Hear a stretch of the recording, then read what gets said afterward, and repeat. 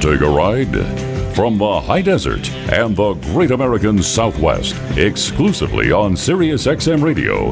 This is Dark Matter with your host, Art Bell. Now, here's Art. Extraterrestrial Radio. Dark Riders, welcome. I am Art Bell. What an adventure we're going to have tonight with Timothy Good. I think you probably know that name. Anybody in ufology circles knows that name. But I have a number of things first. Much like Obamacare website, we're having a little bit of trouble with some people getting cut off. And it's vexing, to say the least. There are various error codes one might encounter: 1001, 500 and something, 300 and something, I don't know, all kinds. So we can use your help in trying to figure out what the hell's wrong. We don't want people cut off. So if you're listening on the web, whatever you're listening on, here's what I want you to do. When you get cut off, make note of it, the time it occurred, tell me where you are, and tell me what kind of operating system you are using, and email me. This is how it could conceivably get cured. I say conceivably. So send your cutoff report, please, to artbell@artbell.com. That's artbell@artbell.com. Attention hams, amateur radio operators. Our sun is going berserk. Ladies and gentlemen, our sun has come alive, really come alive. There are some pretty ominous things facing Earth. We're right at the end of a long gun barrel right now. And it's amazing to see, and I'm going to see to it that you see it. Because up on my website right now, we have this lovely gal who actually looks like a network weather girl, except she's talking about what's going on in the sun right now, and she explains it really, really well. It is fascinating. There are some big storms. You might even call it the perfect storm headed toward us. There have been 4 large flares, and they're all headed our way. I mean, these spots are pointed right at Earth. So, you're going to want to check it out. I'm sure you'll hear things like light to moderate X-rays with proton showers possible, and you're going to watch for that occasional gamma ray burst. No, not really. She'll explain the technical side of it, and it really is fascinating. If you've ever wondered, finally, our sun is raging in the night and the day.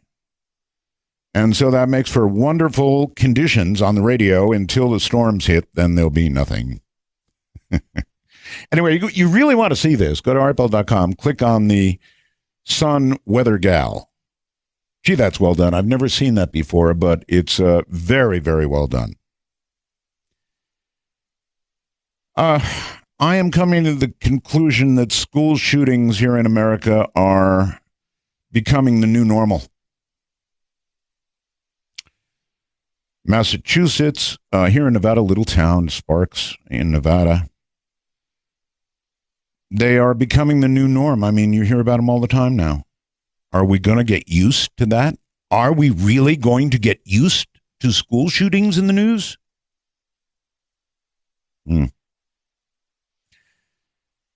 Remember, we've got a ghost picture contest underway, and judging is underway too, and it all ends this Sunday, or the submission part of it anyway, this Sunday at noon. It's all over.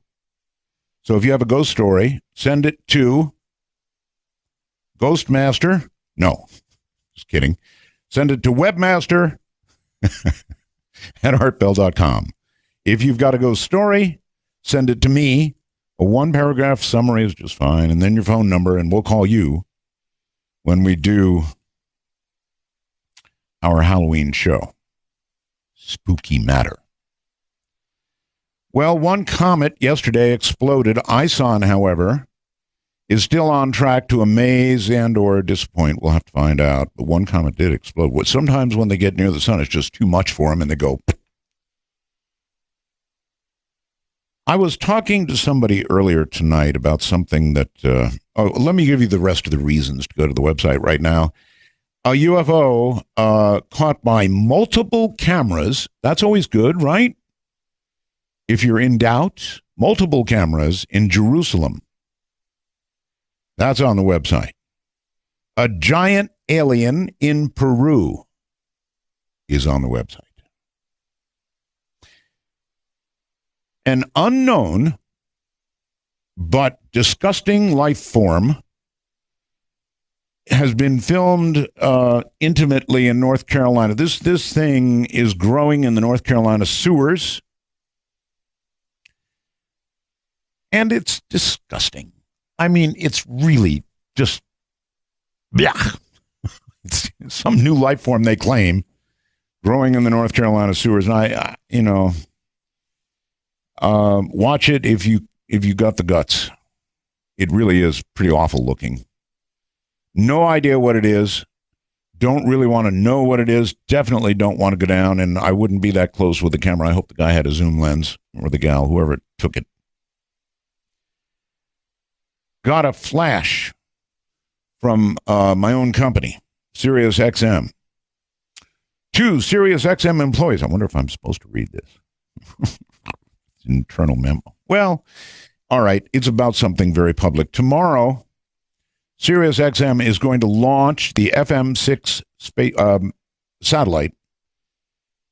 It's actually not the FM6 spacecraft, but satellite. And it's going up on a Proton Russian rocket from Baikonur Cosmodrome. That's in Kazakhstan. On an ILS Proton rocket. It can be viewed. In other words, you can see the launch and the spectacular success of our new satellite, and or the spectacular destruction of an incredibly expensive satellite in Russia. One of those two things will happen. So if you would like to see that one way or the other, you might want to wander over to my website, again, artbell.com, and there'll be live video from Russia of the launch. Pretty cool stuff, actually. All righty. Glancing, if I dare, briefly at the national news. Do I really want to do this? In Massachusetts, a teacher who was allegedly killed by one of her own class students apparently had asked to stay after school the day she was killed. This teacher was a beautiful young gal who was, her picture has been around, poor gal, who was revered by her students and shot by one of them, allegedly. This is why I hate the news. Residents of a Northern California community expressed skepticism Thursday about a sheriff deputy's decision to shoot a popular 13-year-old boy who was carrying a pellet gun that looked apparently like an assault rifle. I'm going to give up reading this stuff pretty soon. A former Ohio doctor accused of killing a pregnant woman last year by injecting her with heroin after she answered a Craigslist ad, pleaded guilty Thursday in her death. And, of course, that of her nearly full-term unborn child. Or we can look down here. Dallas police will seek a grand jury indictment against an officer who was fired after shooting a mentally ill man in a disputed incident caught on tape. I may not read this stuff anymore. And finally, something that's not what I just read. No one likes a bully, so when a recent Texas high school football game ended in a score of 91-0, one angry parent filed a complaint, a lawsuit, I guess, alleging the contest had crossed the line from tough loss to unlawful torment. So they're filing a lawsuit. I mean, you got to laugh at something, right? And what was there to laugh at in any of the other stories? But 91-0, unlawful torment. In other words, once they were far enough ahead, I guess the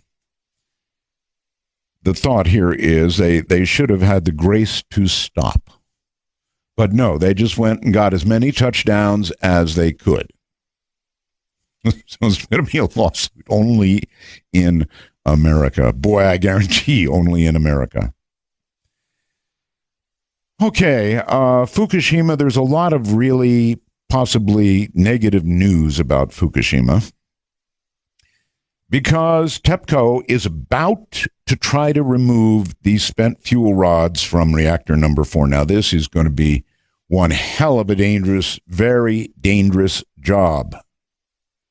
And it's going to be going on for quite a long time. These things are heavy, really, really heavy, and there are many of them. During this period, TEPCO plans to carefully remove more than 1,300 used fuel rod assemblies, packing radiation 14,000 times the equivalent of a Hiroshima nuclear bomb from the cooling pool. The operation to begin removing fuel from such a severely damaged pool has never been attempted, ever.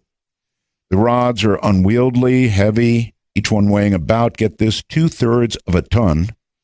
And all this has to be done not automatically, as most things are in such a case, but by human beings. Good luck to us.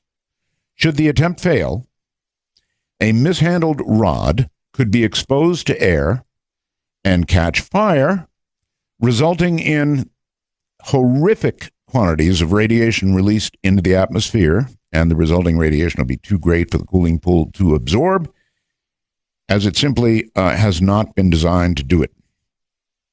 Of course, the whole pile of these things could come crashing down. That'd be the worst case scenario. And if that happened, it would be an apocalypse. Reactor 4 contains about 10 times more cesium-137 than Chernobyl did. So the more you read about this, the more frightening it absolutely is. It is absolutely frightening. And one more frightening thing for you. The oarfish that are washing ashore in California are thought to be precursors of an earthquake. Now, they did wash ashore. These are deep, deep, deep ocean bottom dwellers, big giant fish. They almost look like something alien, but they inhabit the bottom of the ocean, and the thought is when there's tectonic movement, the oarfish that, like the bottom, immediately detect it and take off like bandits. Oarfish washed ashore in Japan before the big one. Oarfish are washing ashore in California now, too. Extremely rare and something to be concerned about. All right, well, I've got so much more. As I said, we have riches of material tonight. Certainly, you're going to want to go to artbell.com. First opportunity, you get it, obviously. If you're out there in a truck, don't do it. I know that there's a temptation when I talk about these things. All right, the Super USB Wi-Fi 3 antenna. Why should you want one of these? Well, if you're a techie like me, you're going to want it because it's the best of breed. What does that mean? Well, if you like receiving distant Wi-Fi signals and or the one you love very well, in other words, your own Wi-Fi signal, you really need this. If you're out there in a truck somewhere, this is a have to get. You need it. Why? Because you pull into a truck stop somewhere, you lick a couple of, this thing's about, 9 inches long, 8 inches long, something like that. It's got little suction cups on each end. You put it in the window, plug it in with a USB plug to your computer, and oh, baby, you're going to have Wi-Fi that just doesn't quit. I mean, this will make any laptop look sick, the internal Wi-Fi receiver in it. It's that good. A little software goes in, you plug in the USB cable, and that's it. 15-foot cord, and this will do you. It's $99.95. It's the real McCoy. Call C. Crane at 800-522-8863. To give you an idea of the size, it's about the size of a ruler, right? And again, it comes with a 15-foot cable, so you can use it permanently, or you can use it, you can carry it, use it in a truck, whatever you want. Again, that number, 1-800-522-8863. The C. Crane Company makes really, really good stuff. Coming up in a moment, you've heard his name, I'm sure now, probably all your life, or a good part of it, Timothy Good and UFOs on Dark Matter. Yes, raging in the night. Well, all right, coming up, Timothy Good. Timothy is regarded as one of the world's leading civilian authorities on alien phenomena, known for his integrity and his determination as a highly skilled researcher.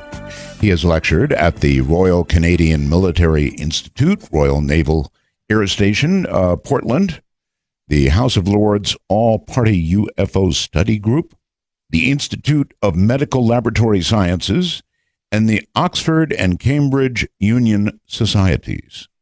In 1998, he was invited to discuss the subject at the Pentagon's Defense Airborne Reconnaissance Office. Wow. And at the headquarters of the French Air Force in 2002.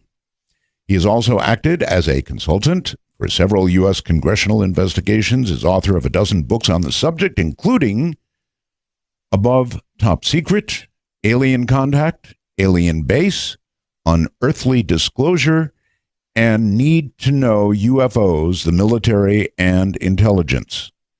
Timothy lives in London, England, and that is, I think, where we find him. Timothy, good evening.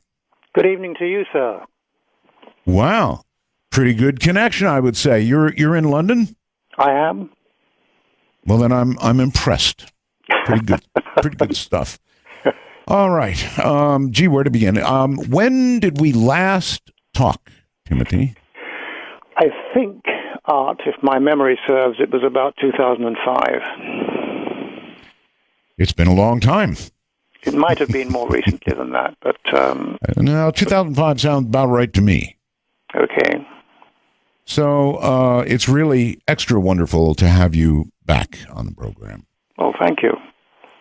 And perhaps you would like to summarize everything that's happened between 2005 and 2013 today. Oh, for heaven's sake. Can you start off there? Just kidding, Timothy. I can certainly give some I bet you could. quite a bit been going on recently. Mm-hmm. Actually, there is. I've got this wealth of UFO photographs and all the rest of it up on the website. It seems to be coming on a daily basis now. All kinds of sightings all over the place. It's kind of exciting, actually. Yeah, good. So how did you get into this field, UFOs, aliens, that kind of thing, in the first place? That's a very good question, Art. It goes back to the mid-1950s, would you believe, when a cousin of my mother's, a distant cousin of my mother's, a guy called Edmund C. Berkeley, visited and stayed with us in our family home, and he knew of my passion for aviation and space travel. So he said, Timothy, what do you know about flying saucers? And this guy, as I say, Edmund C. Berkeley, he was the first person to write on computers and automation. In fact, I think that was his first book back in the sort of like 1947, something like that. Right. And he was a highly respected guy, apparently, and he said, to me, Timothy, you like airplanes and spaceships, you need to know about flying saucers. So he gave me this book called The Flying Saucers Are Real by Major Donald Kehoe. It was a paperback. I still have it to this day, and I was enthralled because there were all these reports from airline pilots, commercial pilots obviously, and military pilots. And, you know, even if the pilots had been drinking, the radar sets had not. So I think you'll find in most cases where craft are reported by pilots, it's supported by radar. And, of course, that's the clincher for me, because radar actually is extremely sophisticated, far more sophisticated than people think, especially these days.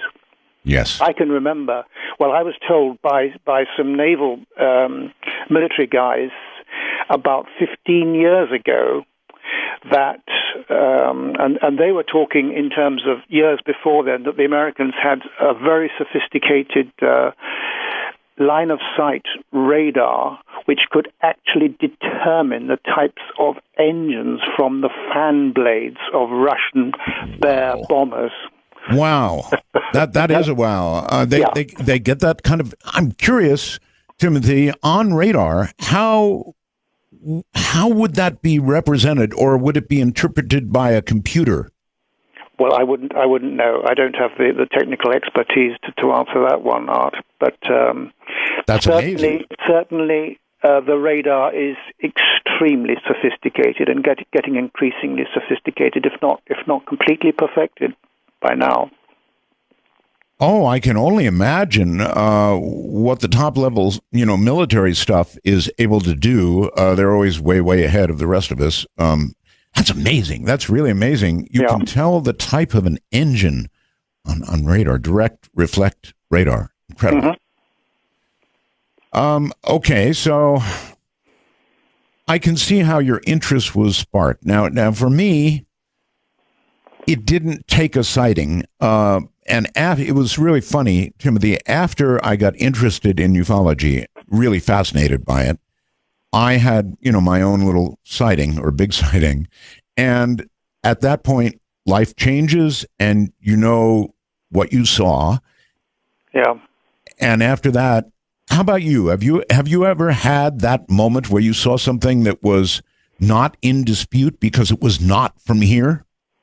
Yes, I have. They're very few and far between over the years. But the first one was 1963 when I think it was August the 1st, 1963, if memory serves me. I was sitting out in the garden of my parents' garden, and we all spotted this brilliant point of light in the sky. It was a relatively clear sky. And I turned my binoculars on it, and it was like a sort of cone-shaped, triangular-shaped object. Uh-huh. And photographs were taken by United States Air Force planes. Forget the Royal Air Force. The U.S. Air Force were there before our people, and they took gun camera film of it. And it was a very large object, just suspended, just hanging there for about an hour and a half. And as I say, clear photographs were taken. In my book, Above Top Secret, I reproduced a photograph taken by a chap on the ground who I knew, a pilot on the ground who took it through his telescope, and it's quite clear. Okay, so that was the first. You personally observed this, right? Yes, I did, for about an hour and a half. An hour and a half. That's really, really a long sighting. Thousands of witnesses all over London and the home counties saw this thing. So my question is, after you had that personal experience, how did that change? Did that bring you to a new level, even beyond a sort of casual interest that you mentioned, or even an intense interest from reading that book given to you? Yes, definitely. No question about it. I mean, that sort of clinched it for me. I see. So then you began investigating UFO encounters of many, many others. Is that a fair assessment of what you've been doing all these years? Absolutely. Non-stop. All righty. for the sake of my audience, many of whom are doubters, I would ask you, I think, how you vet when you come upon somebody and a report, and maybe you've got photography, you've certainly got stories, witness stories. How do you vet these things to decide the wheat from the chaff? Oh, it can be very difficult. Witnesses are vital. And, of course, so the caliber of the witness becomes paramount. You need to know whether they're absolutely on the level, or they're just fantasizing, or they're just trying to, pull the wool over your eyes. So you have to be very careful. But I've met a lot of very genuine witnesses. That's for sure. I would imagine you've met both camps. Yes, absolutely. I've lectured to what you Americans call skeptics with a K. We call them SCEPTICS. We have them over here too. Uh-huh. And the amusing thing about the groups that call themselves skeptics is that they're not genuinely skeptical. They're debunkers, actually. Skepticism is absolutely warranted reaction to all this stuff, anything really, bizarre and peculiar. But just to debunk it, they should call themselves debunkers rather than skeptics, because they just will rubbish everything to do with it. Yes, well, it's been my observation. I deal with a lot of photographs. When you're doing a talk show about this kind of thing, you get a lot of photographs, and frankly, a lot of them are probably baloney. However, here's what I figured out. If you have a really, blurry photograph of a UFO, people go, "Oh, come on." Sure. Even though somebody grabbed a camera in a hurry, probably was moving as they were in shock almost viewing this craft.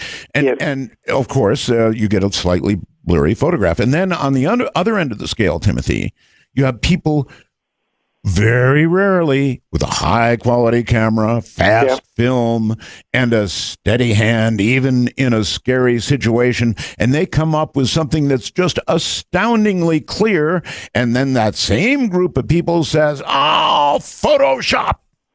Yeah, that's it. So, and gradients in between. So there will be no photograph that they would say, "Wow, looks like the real thing." Yeah. And online, I sort of check every day. I get sort of Google alerts to the UFO situation, stories in the press and media generally and everything. And it's very interesting. An awful lot of photographs are quite obviously birds that just happen to fly by in mid-flap and get caught in the camera. And unfortunately, you can look at those online every day, and people think, "Oh, I didn't see anything at the time."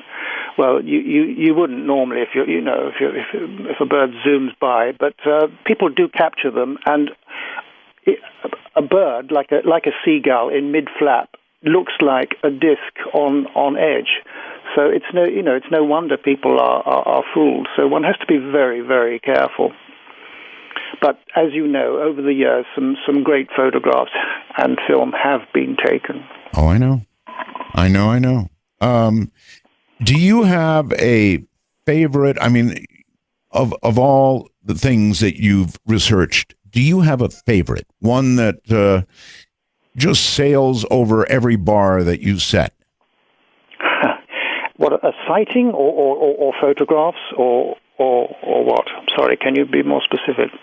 Oh, I mean to be non-specific, whether it's a sighting, a photograph, a creature, witness encounters. In other words, something that just is over the top legit. Well, I can only speak for myself. I have had several encounters with people who I believe were aliens, and the first one was in 1963 when I was touring the United States with the Royal Philharmonic Orchestra.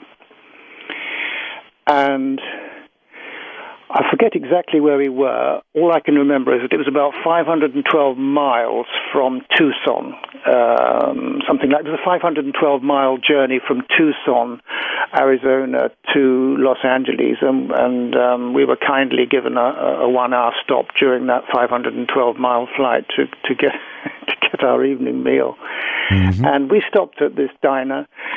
And I was with 3 colleagues. We were sitting by a window, and we'd got our food. And I noticed, waiting in line, not that far away, was a very petite, extremely attractive, very unusual-looking girl.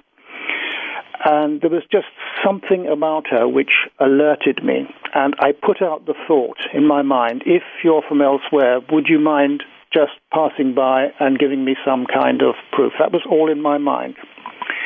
Like a minute later, when she came out of line, she might have been carrying a cup of coffee or something like that. I can't remember precisely, but she came past the table and did a very low, gracious curtsy and bow, and then she just stood up, deadpan expression, and walked away.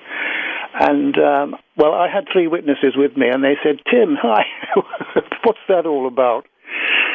How did you get to know her?" And I was mesmerized, and that was the first in 1963. And then in 1967, there was, in some ways, a more convincing one. I was staying at what was then the Park Sheraton Hotel. I think it's off of 7th Avenue in New York. We had a series of concerts at Carnegie Hall with the great Russian cellist Mstislav Rostropovich. And he used to conduct the Washington Symphony, by the way, as you probably may recall, and great guy. And I sent out a message. I sat in the lobby of the Park Sheraton Hotel, New York, and I sent out a thought. If any of you guys from elsewhere are in the New York vicinity, would you please come and sit down beside me and prove it? Well, people come and go in hotel lobbies. And after about, 35 minutes, this chap comes in, and there's something about him, immaculately dressed, about 5'8", something like that, maybe 5'9". Yes. I would say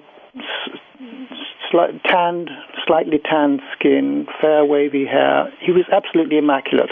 He looked at me. He came and sat down beside me. He took out an attaché case from which he pulled the New York Times, and he turned the pages over like every few seconds, very, very slowly and deliberately, then folded the newspaper, put it back in his attaché case, and closed the zip. So I thought, okay, here we go. So in my mind, I said, right, if you're the guy I'm looking for, would you take your right index finger and hold it to the right side of your nose and keep it there? He did immediately. He did that immediately. And people then say, Tim, why don't you talk to these guys? And well, yes. I just didn't feel it was appropriate somehow. But that was it. I had my proof in a way that there are people who can read your mind, and I've had, a couple of other experiences. The last one was in Poland, probably about 8 years ago, I would say, in Wrocław in Poland. Yes. And I was the featured guest at a prestigious debating salon. It was called the Professor Dudek's Salon in Wrocław. And I'd never been invited to such a prestigious event, and I was the guest of honor, and I had to give a presentation, and then there would be questions from the audience. And there were about 80 people there. They were mostly retired, I would say, military people. There were college professors, psychologists, who were the first to vent their wrath at me after my presentation, but that's another story.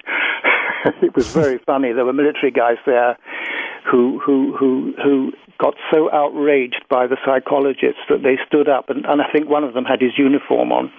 And they said, "You don't know what you're talking about. We guys have to chase these things." My colleague here, and he had another pilot, stood up and said, "I've had these things on my wing and everything." And it was very, very a lively debate.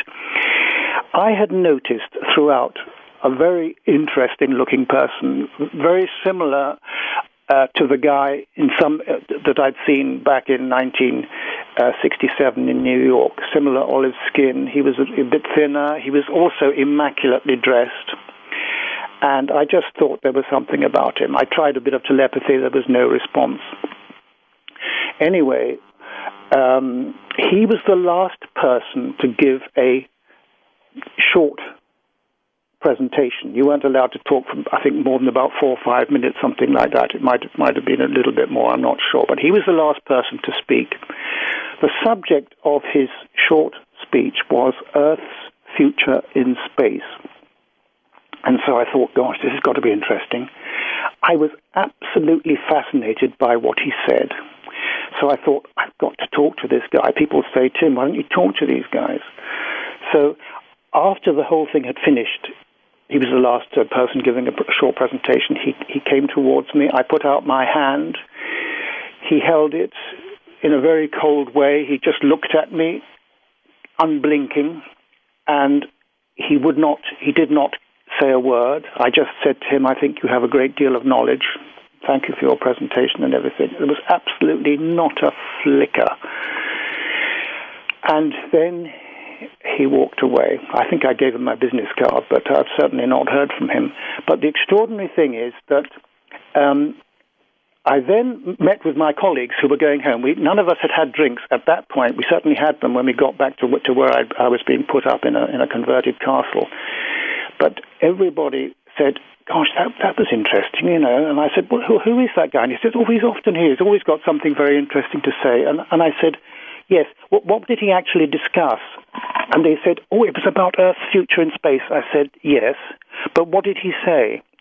Nobody in that room, well, maybe some, but nobody that I was aware of could remember what he had said, and I certainly hadn't a clue.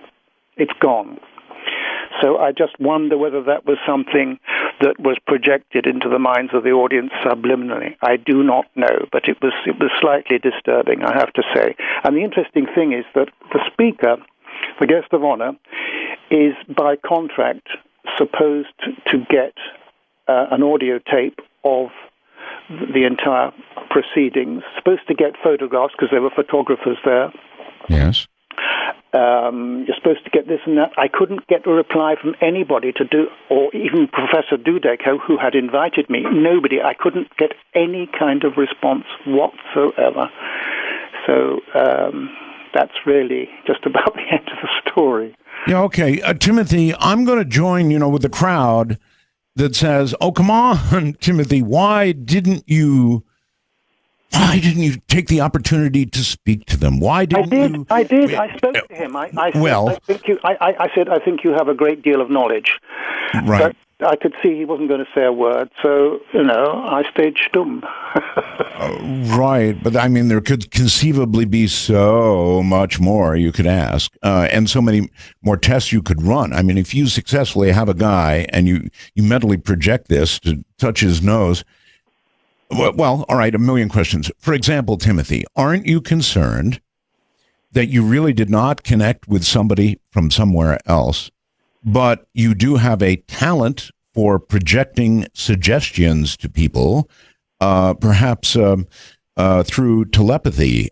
So that doesn't necessarily mean they're from elsewhere, or when you said if there's anyone from elsewhere, please make yourself known now. Yeah. I mean, how do you know you're just not, projecting telepathy? Could be.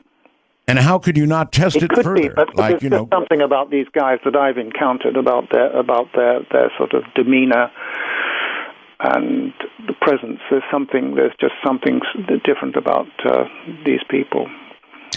For me. Where are you from? How did you get here? Why are you here? You're right, but this chap didn't say anything to me. I spoke to him very briefly, and I said, I think you have a great deal of knowledge. He said absolutely nothing. No? I could have spoken to the guy in New York, I'm quite sure, but I just didn't feel it was appropriate, and I just sat there, and I thought, well, he might say something to me, but he didn't either, so there we are. Okay, it is what it is. Hold tight. Going to take a quick break here. You can relax a little bit, grab a cup of whatever it is you like, or a glass of whatever it is you like, and we'll come back and do more of this. It's Dark Matter. My guest is Timothy Good, all the way from London, England. And it's interesting. Asked him for the best documented case he ever ran into, and he gave me a personal case that I can identify with. Now, I know every time I see a really cute girl, I too have mental projections. But they've never resulted in even so much as a curtsy. Timothy, welcome back. So what you gave us obviously was a personal best, as it were. And you know what? I get it. If I had done that and people had responded that way, I would also regard that as incredible stuff. But when you tell it to other people, they're going to regard that as, oh, come on. Yeah. And I'm sure you've had a lot of that, right? Well, let me tell you a little follow-up to that case from Poland 8 years ago, which I think it was in Wrocław. People say, Tim, why don't you get some pictures of these guys? Why don't you talk to them? Well, as you know, I tried to talk to the guy, and he didn't say a word. He just looked at me, right, with unblinking eyes. But I did try and get a photograph in the break, because he was actually sitting in like about 10 feet away, 12 feet maybe at most away from me, among the audience. And I got my camera. I started doing a sort of panoramic shots. I needed to take 3 shots because of there were about 80 people there, and this was during an interval. In fact, so there weren't that many people. So I thought, there's this guy sitting there. I'll get a shot of him. As I got to the area where he was sitting and just about to press the shutter, a voice boomed out and said, "The speaker's not allowed to take pictures." And I looked around. That was a disembodied voice. There was nobody to be seen who actually said that to me. So I sort of looked blankly around and said, oh, I do apologize. So there you are. So you're a contactee. In a way, I suppose I am. Yes, certainly not a regular one. These things happen like every, maybe decades go by and nothing happens. But I have had a few encounters of the close kind. Apparently so. Now, if we move from that to the best documented case that didn't happen to you personally, where would we go? Oh, my goodness me. There are so many art. I don't know. In many respects, it's a controversial choice, but I have to say, much as George Adamski has been maligned, in my new book, I'm trying to sort of improve his image, if you like, by pointing out that he was very serious-minded, he was very knowledgeable, that he actually had a United States government ordinance passed which gave him access to all military bases, not just throughout the United States, but throughout the world. Furthermore, he was consulted by Kennedy, I believe another president, though I'm not sure who it was. He was also treated with great respect at the Vatican. On several occasions he had meetings with Pope John the 23rd, and another meeting, I think, with one of the Pope Pius. I forget the number after following his name, but he did have genuine encounters with aliens. Of that I'm absolutely sure. And his photographs, I know quite a bit about photography. I have studied them very closely. All his photographs are genuine. The classic flying saucer ones from Flying Saucers Have Landed, which many people, the first book for many people to read. And he took most of his photographs were taken through, in some cases, a powerful telescope, because he was an astronomer. He had a telescope in his, Yes. In his where he lived in Palomar Terraces, and he got some great photographs. And the thing is that in my new book, a lot of the information relating to Adamski has been vindicated by other people. This is the so-called Amachizia case, which is extremely controversial. I've devoted one long chapter to the Amachizia case, and I return to it in a later chapter. Perhaps you could describe it here. Essentially, yes, certainly. This is something that went on for decades around the world, actually, meetings with aliens who collaborated with some of our scientists and people from all walks of life. It went on for a very long time, and were it not for the fact that I met one of the people who was involved for 40 years, I would have been extremely skeptical. But this was absolutely on the level, and the amount of information that has been passed, including technological information provided for me by Professor Stefano Breccia, who sadly died a couple of years ago. I got to know him, and my girlfriend and I visited him on 2 occasions in Italy, and we got a tremendous amount of information. He was a scientist. He'd lectured at the Russian Academy of Sciences, and so on and so forth. And he had meetings with these people on a regular basis for nearly 40 years. Well, all right. You said he had a great deal of specific technical information. Yes. Can you hit a few high points of that? I'm very interested. Oh my goodness me! You put me on the spot there. Well, if I'll have to just have a look, because technologically, I don't understand a lot of it myself, I have to say. But there is certainly some information. If I can just flick through my book here, just to get some information. Because anything technical is particularly fascinating to me, and many others, exactly. even if you don't get it. Yeah, let's just have a look here. No hurry. Anything technical is just wonderful, and I would love to hear it. No, I'm there now. Let's just have a look here. The type of what Stefano gave me. Let's talk about the Adamski craft. Stefano Breccia told me that that much of what he learned attests to the validity of a number of Adamski's disputed claims and provides a great deal of new scientific and technical data. For example, he reports that the Adamski Bell-type craft, the famous ones, which is about some people think it was about 27 feet, any measurements go up to 35 feet. Adamski's, the one with the 3 spheres underneath, the classic ones, are very similar to those produced by a race that these people in Italy, from all walks of life, were involved in, with the Amachizia people.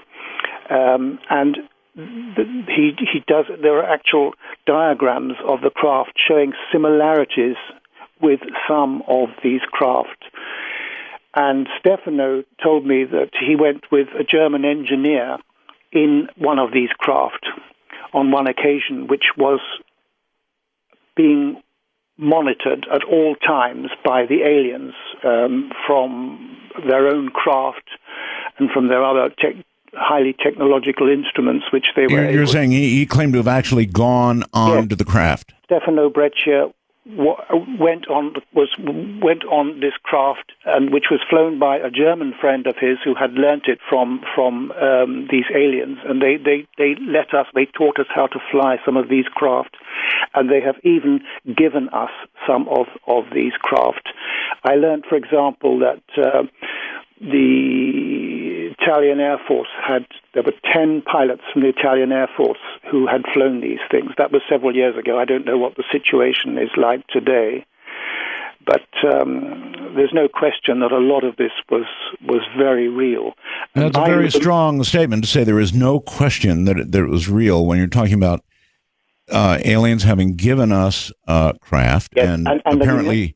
and apparently trained us in how to. That's correct, Art. Absolutely. In the United States, since the 1950s, I was told we have been given craft, and even some of our astronauts have flown these craft. Gordon Cooper, who I knew, who was a supporter of mine, I had the great privilege of. I never actually met him, but we corresponded and spoke.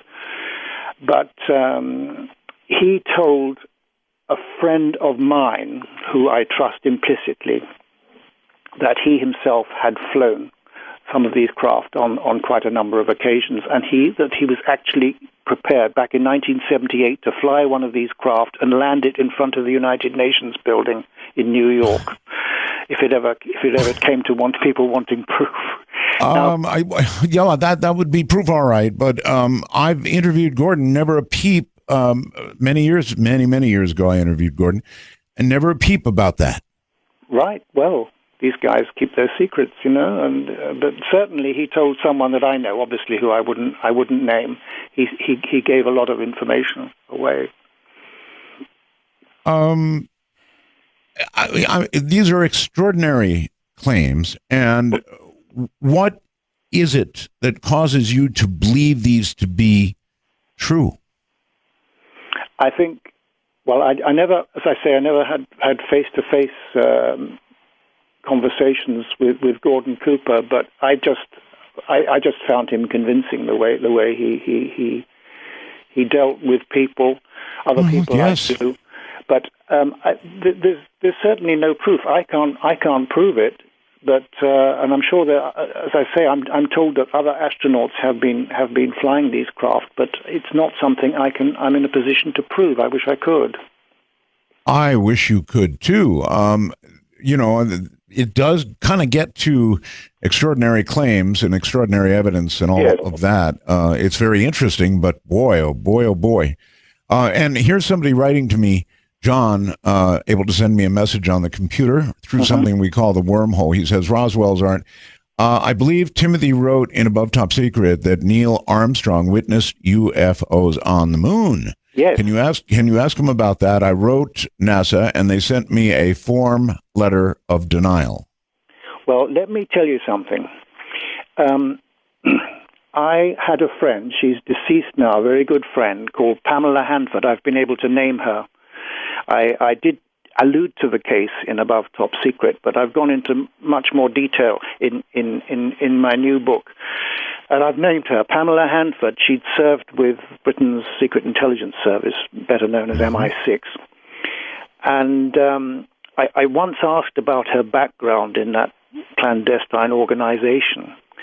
And she said, bearing in mind that I'm still firmly bound by the Official Secrets Act, all I can tell you is that I trained with the School of Military Intelligence in those days at Maresfield Park and did my parachute training with the London 21st. I was trained for the Russian front, learnt Russian, and came under MI6's umbrella. Because of the sensitivity of the field work, I can tell you nothing more. Now, she was invited to a classified conference by NASA. This conference was held at several venues in Italy in 1984, including the Europa Palace Hotel in Anna Capri.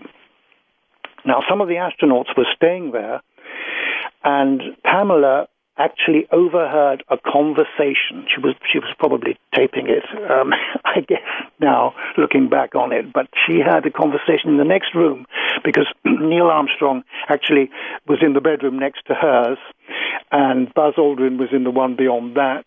But she had this conversation with a Professor Herbert Schwartz with Armstrong, and I think she recorded it. And this Professor Schwartz said, what really happened out there with Apollo 11? He was asking Armstrong. It was incredible. Of course, we'd always known there was a possibility. The fact is, we were warned off. There was never any question of our building a space station or a moon city. And then Professor Schwartz says, well, how do you mean warned off? That's what I would have asked. Right, Armstrong. I can't go into details except to say that their ships were far superior to ours, both in size and technology. Boy, were they big and menacing. No, there is no question of a space station, so he claimed. Oh, my God. And then Schwartz says, but NASA had other missions after Apollo 11. Armstrong said, naturally, NASA was committed at that time and couldn't risk a panic on Earth, but it really was a quick trip and back again. Now, later that day, Pamela confronted Armstrong, who confirmed that the story was true but refused to go into any further detail beyond admitting that the Central Intelligence Agency was behind the cover-up. But officially, of course, he denied everything. There were no objects reported found or seen on Apollo 11 or any other Apollo flight other than of natural origin, is what Armstrong told me. Well, I will say this, Timothy. I have interviewed quite a large number of astronauts, and their interviews are always riveting, and they're always puzzling. In one case, I spoke to an astronaut who could not remember what it was like to be on the moon, and good Lord, I found that to be really puzzling. Yes, good Lord is a way to put it, but he was being absolutely honest, and he said, I said, Edgar Mitchell, yes. Please give me a sense of how it felt, how your emotions were, what it felt like beneath your feet, what you were thinking about as you looked at the landscape, as you looked at the stars and realized you were standing on the moon. He said, Art, it's really strange. I can't give you that. I can't give you that. And, Timothy, he had a sort of awakening. That's just beyond all reason. How could you? It would be the high point of certainly an astronaut's life to walk on the moon. I guess you could be in some sort of state of shock, perhaps, but gosh, you would be making, or I would be making, I can only relate it to myself, really hard mental notes about everything I saw, touched, felt, experienced. I would lock that in my memory for all time. Yeah. Sure. So to hear that Armstrong, to hear that Armstrong, who was a very quiet guy, I mean, he's had so little in public all these years, actually said that they were warned off the moon by gigantic craft. Yep. That's what he told my friend Pamela anyway. And Pamela also told me that the United States was in contact with a certain planet. She didn't give me what planet or anything, but they were having regular communications and meetings and so forth. God. You mentioned that somebody saw the Pope. That's George Adams. On several occasions. Yes. Okay. My question, Timothy, is: did he have a conversation with the Pope about this subject? And if so, what did the Pope say? Do you know offhand? Well, I can describe. There was one meeting he had, a private audience at the Vatican with the then ailing Pope John the 23rd. That was in 1963. To deliver an important package, he said that he had been given to him by one of his alien contacts, and this was to be delivered to Pope John the 23rd. When he came out, this is what my friend Lou Zinstag, who accompanied him, of course she wasn't allowed into the Vatican, but she was with another friend, and she said that when George came out, he was grinning like a monkey. He said, I was received by the Pope, he gave me his blessing, and I gave him the message. He told my friend that the Pope was not lying in the room above St. Peter's Square, as the people had been told, but that his bedroom faced the most beautiful part of the Vatican garden. And Adamski thought, if you ask me, the Pope is hardly a dying man. They haven't yet tried to operate on him, but I'm sure that's what they will do soon. Anyway, the poor Pope John died a few days later. But do you know the nature of the message that he delivered? No, Adamski never gave that away. And what the Pope said was, "My son, this is what I have been waiting for." And then he spoke privately in a very low and soft voice for a few minutes to Adamski. I think his last words to Adamski were, "My son, don't worry, we will make it." And then Adamski was ushered out. And wow. Pope John died 2 days later, apparently. Oh, what a story.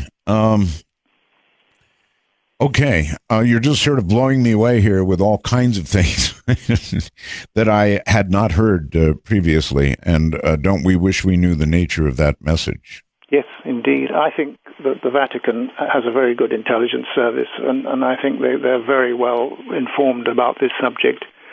Mm-hmm. I don't think one can say the same for the Church of England, the Protestant Church of England over in the United Kingdom. I don't think there's very little interest. Timothy, there have been some, I believe, bishops who have made some amazing statements in recent years. Yes. From the Vatican, right? Yes. Do you know the nature of them? Well, for example, in 2008, Pope Benedict I think it's the 15th. I can't read here, actually. Sorry, it's Pope Benedict. Pope Benedict let it be known that there is no conflict between believing in God and in the possibility of extraterrestrial brothers, perhaps more evolved than humans. Mm-hmm. And also, in an interview with the Vatican's official newspaper, Father Jose Funes, a Jesuit then in charge of the Vatican's observatory, who's an expert on galaxies, said, "Astronomers believe that the universe is formed of hundreds of millions of galaxies, and in these are hundreds of millions of stars. Many of these, or all of them, could contain planets. So how can we exclude that developed life cannot be elsewhere? It's possible to believe in God and extraterrestrials without bringing into question our own faith." So I think that that's quite interesting. It is. I know the Vatican has a number of telescopes, Timothy. Yes, out in Arizona, I think. For one, yes. Yeah, mm-hmm. yeah. And I think it's a reasonable question to ask what the Vatican's expectation is that drove them to build such a large telescope. Well, what are they looking for, in other words? I don't know. I assume that there's a genuine interest in astronomy and what the heavens contain. There always has been, I believe, certainly tremendous interest in the Vatican. But beyond that, I don't know. But I think there's a lot of knowledge in the Vatican, which is not the case, certainly in my country. Well, I guess I'm wondering if they have knowledge of something they should be looking for. I don't know. I can't help you with that. All right. Well, I don't know is a fine answer if you really don't know. Timothy Good is my guest. And I guess we're talking about alien contact, eh? This is Timothy Good with some amazing stuff. Absolutely amazing. And here he is once again. Timothy, you're back on the air again. And there are many doubters out there with regard to what you're saying. You can imagine. Good. I did get this, though, from Raymond. The Apollo 11 crew did see and admit publicly to seeing an unknown object on their flight to the moon. Apollo 12 encountered it as well, and they took a picture that was released to the public. I met Neil Armstrong, and he said it was an unknown, not alien. Fair enough. Okay. I know Buzz Aldrin thought it was certainly very unknown, because he's written about that. Okay. It may be your approach, Timothy, but here's another one. This is from Lone Voice, whoever that is. Good evening. Our Timothy Good is making me sad. He sounds unwell. As for his appearance tonight, I began with an open mind. Now it seems he has nothing but hearsay that he trusts implicitly. Therefore, it must be true. Sad. So, with what you've said, I do personally understand, Timothy, that if you had experienced the things you did personally, to you they would be as true can be, and you've not done nothing but pass it along, and that's fine. But some of these other things about, craft being given to us and being flown by astronauts and so forth and so on, I guess people are disappointed at the claims and then not so much to support them. Well, I certainly can't prove. I certainly can't prove it, but I've just been informed by reliable sources. As I mentioned, a very close friend of Gordon Cooper told me that he, Cooper, had himself flown the craft, and that many of his colleagues had flown these craft. I can't prove that. And as far as Lone Voice is concerned, I'm very well. Thank you very much. It's a little early in the morning here. That's right. I guess you're about 8 hours ahead of us, right? You in DC? Yeah, you in DC? No, heavens, no. Where are you?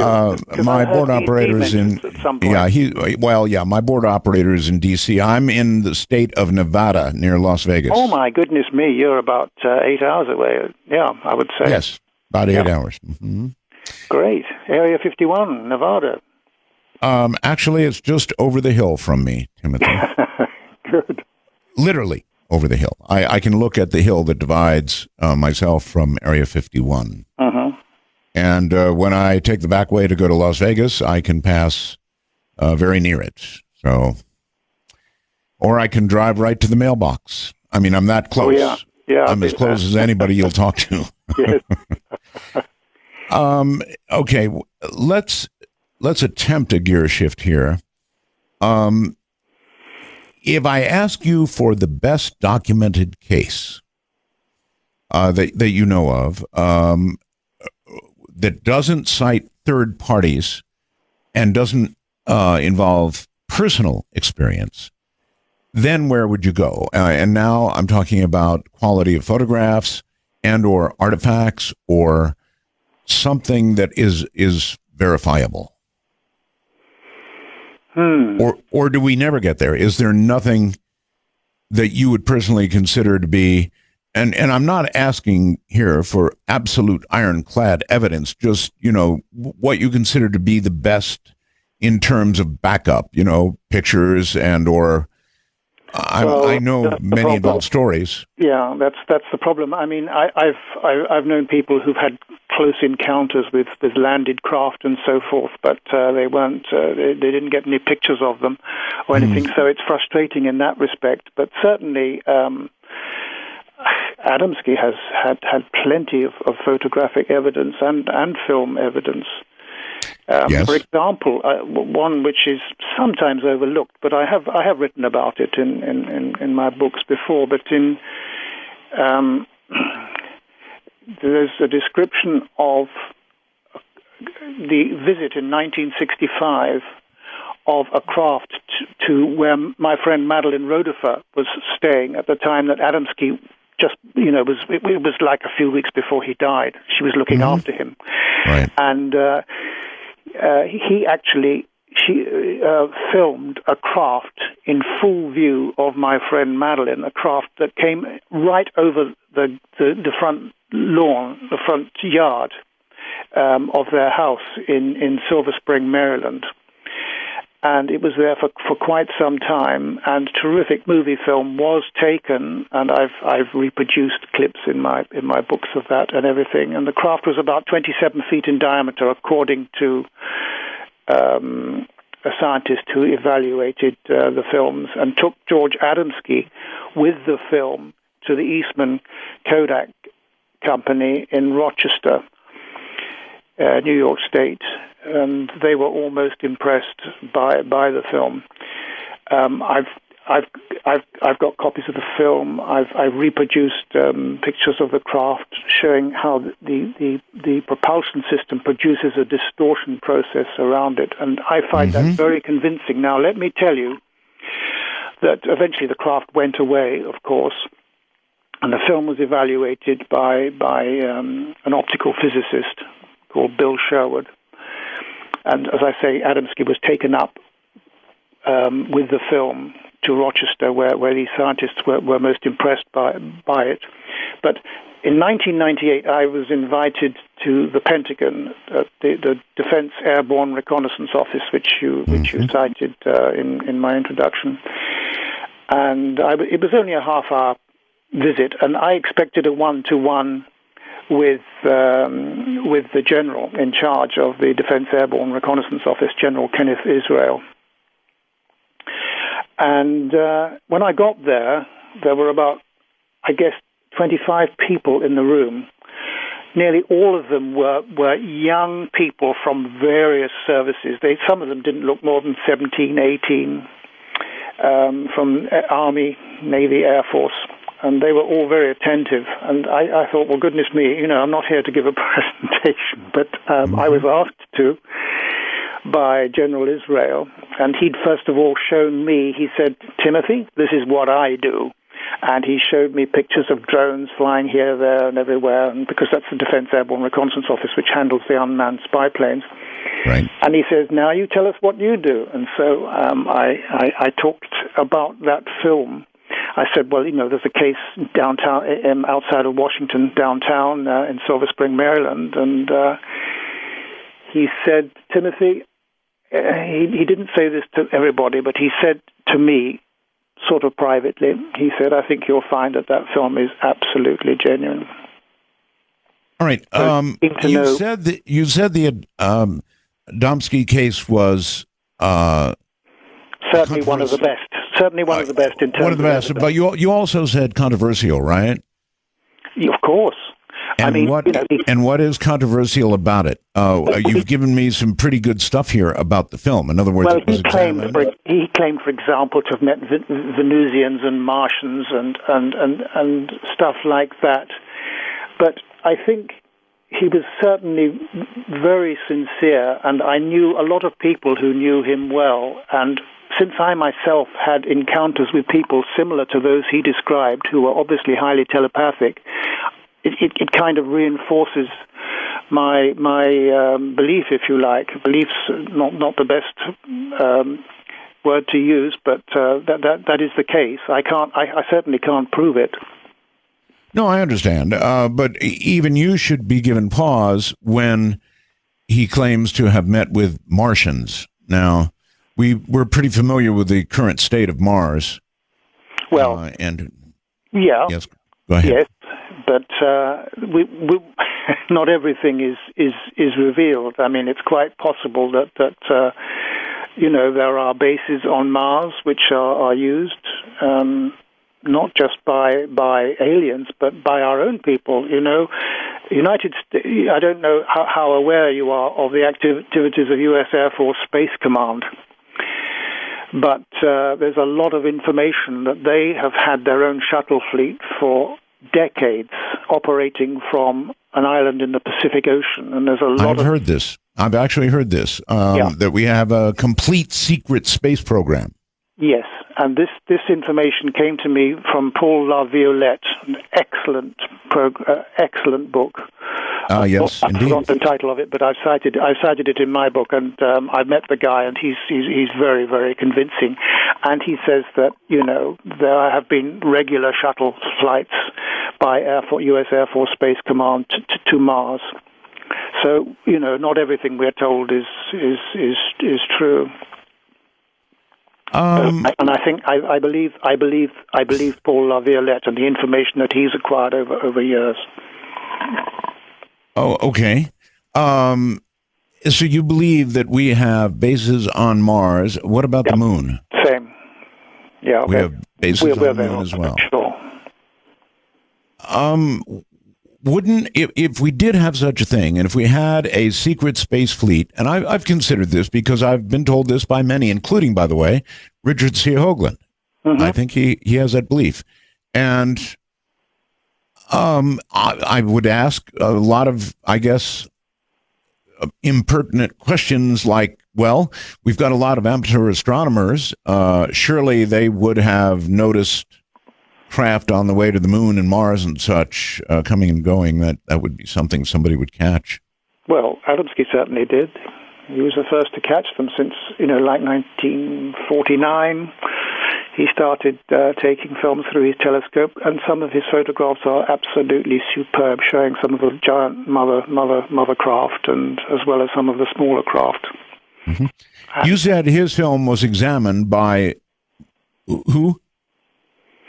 Eastman Kodak in Rochester. Eastman Kodak, and that really was back when we had film. So, yeah, old 8mm film. Okay. Yeah, that's what the film was taken on. Okay, fine. The Eastman Kodak, I'm presuming they made some sort of report, attesting to the validity of the photographs? Well, if they did, I'm not aware of it, but certainly I know that a lot of investigations were made at the time. As to a report from Eastman Kodak that's been published, I'm not aware of it. I would have heard about it, I'm sure. All right. I'm sure you would have, yes. Maybe they consider it too sensitive or too embarrassing to talk. I mean, I don't know.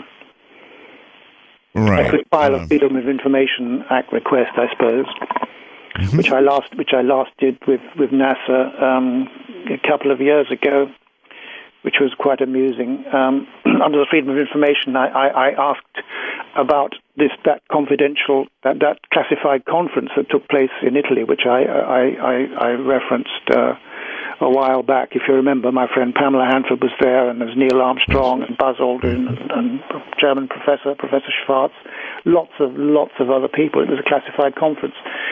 I filed a Freedom of Information FOIA request to NASA, and they said no such conference took place. And, a friend of mine gave a presentation there, so that's nonsense. So clearly they're lying about stuff. And then, quite casually, my partner, my girlfriend, just Googled the conference, and there's some details of it actually online. So it's actually nonsense. It's just ridiculous filing a Freedom of Information Act to find out that they say it never happened. It didn't take place, but there is strong evidence that it certainly did. Well, I guess you've got to try. Yeah. Now, you're also claiming a big technological transfer from alien beings to human beings. That Absolutely. They have given us a great deal of technical information. No question about it. Do you know of what sort? Well, I can give you one example. There's a guy called Carl Anderson who, there's a chapter, I think it's chapter 7. In 1954, he was with his family and relatives they witnessed the landing of a disc-shaped craft on 2 occasions in the Mojave Desert. And several of the witnesses signed sworn affidavits testifying to these events, and I've reproduced one of those. And a few years later, Carl Anderson claimed to have been taken up in a craft and given instructions relating to alien propulsion technology, which he was asked to pass on to some distinguished scientists. For example, Professor Herman Oberth, who I met in person, by the way. I went to his home. And Dr. Werner von Braun. Thus began a transfer of alien technology to our Earth scientists. So that has been going on for a very long time, and we have the technology, and many U.S. Air Force pilots have been flying these things since the 1950s. These craft have been given us. Now, you might ask, why on earth would they give us such advanced technology? The reason is simple. Earth is absolutely of prime importance in this neck of the woods. Obviously not in the galaxy. It's certainly not unique in the galaxy, but in this neck of the woods, it's unique, and others have vested interests in. Can you tell me why? Of this planet. Can you tell me why we are that important? Because they say it's unique in this neck of the woods, and they have a vested interest in it. And furthermore, there is a serious threat from other races to this planet. There is a conflict situation which has been going on maybe for thousands of years. I don't know. But some aliens have been based here for for millennia, in my opinion. And they say that there is a threat to Earth, and that it is the greatest threat is posed by some races who want to take over. And I've gone into a lot of detail about that. We're talking about the guys the critters mostly, I'm told, who are involved in the so-called abductions. And the purpose of the abductions is to create a hybridized race which will be more suitable to adapt to planet Earth. So there is a takeover bid, or was. I do not know what the situation is like now, but that is what I have learned. And it seems, these things are likely after all. We plan to go to Mars. I said plan, we're already there as the U.S. Air Force Space Command is alleged to be there. So there are... Right. You said there was a conflict, essentially a conflict going on over us because of our special something. Now, do you know what races or beings are involved in this conflict and why? Well, the beings that are involved are the so-called some of the bug-eyed beings. I mean, there are different varieties of these smaller critters, that's for sure. But I think what I've been told is that these creatures have or had a long-term plan to create a race of alien human hybrids, purportedly to make us more peaceful. Their true purpose, however, I have been told by a Washington source, is to create a passive human race incapable of violence by eradicating the human emotions that enable us to survive, thus laying us open to conquest. Now, as I say, if this has been a long-term stratagem, I've yet to see much evidence of the human race becoming less violent. I was about to suggest exactly the same thing, and I have only to read tonight's news here in the U.S. to absolutely confirm that fact. If that's what they're trying to do, it's not working. No, well, I hope not. But I'm told that a number of their bases were guarded or are guarded by elements of the United States military, and that a select cell within the Army worked with other security cells in Air Force and Navy, and around 100 personnel from the Air Force Office of Special Investigations, AFOSI, were involved. You just said we are guarding their bases here, yes? Some of the aliens are guarding our bases, that's for sure, yes. Oh, guarding our bases? They're guarding our bases? Yeah. Wait a minute. Some of our bases, let's get this straight. If you don't mind, hold on a sec. Let's get this straight. Who's guarding whose bases?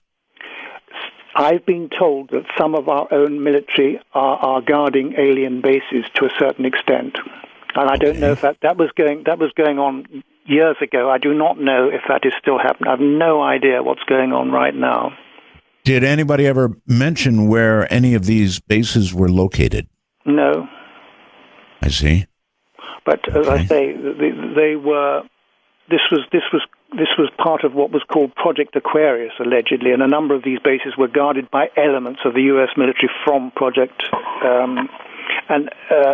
Aquarius. Also, Air Force Office of Special Investigations were involved. Well, they deal more or less full time with the UFO situation, as you probably know.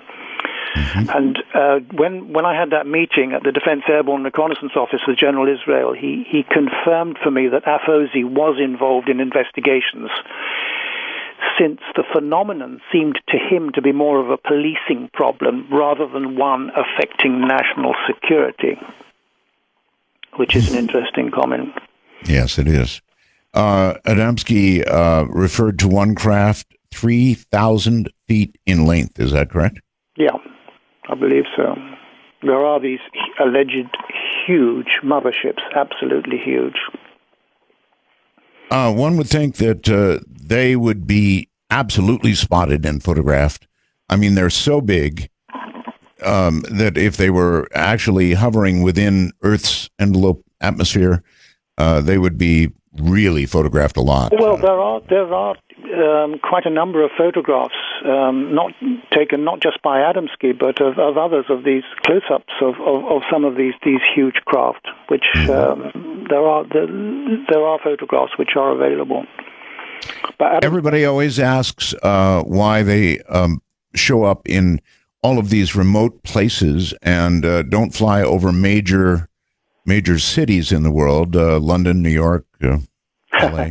Well, the thing is they do, but it's rare, I have to say. For example, in 1955, in a suburb of London, this was in July 1955, there was a heat wave at the time, 2 flying saucers landed in Bexley Heath, a suburb of London, and a friend of mine was one of the witnesses, Margaret Fry. She's still alive to this day, very good UFO researcher.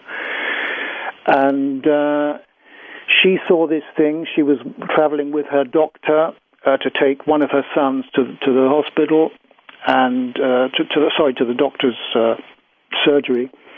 And suddenly the car engine conked out, and the car drew to a halt, and this craft landed like about 20 feet away from them, and it was about 30 feet in diameter. Nobody got out of it, and I reproduced a sketch done by Margaret Fry of that craft. And a few days earlier, in another part of that town, which is part of the greater London area, another craft landed, slightly different shape, and there were over 100 witnesses.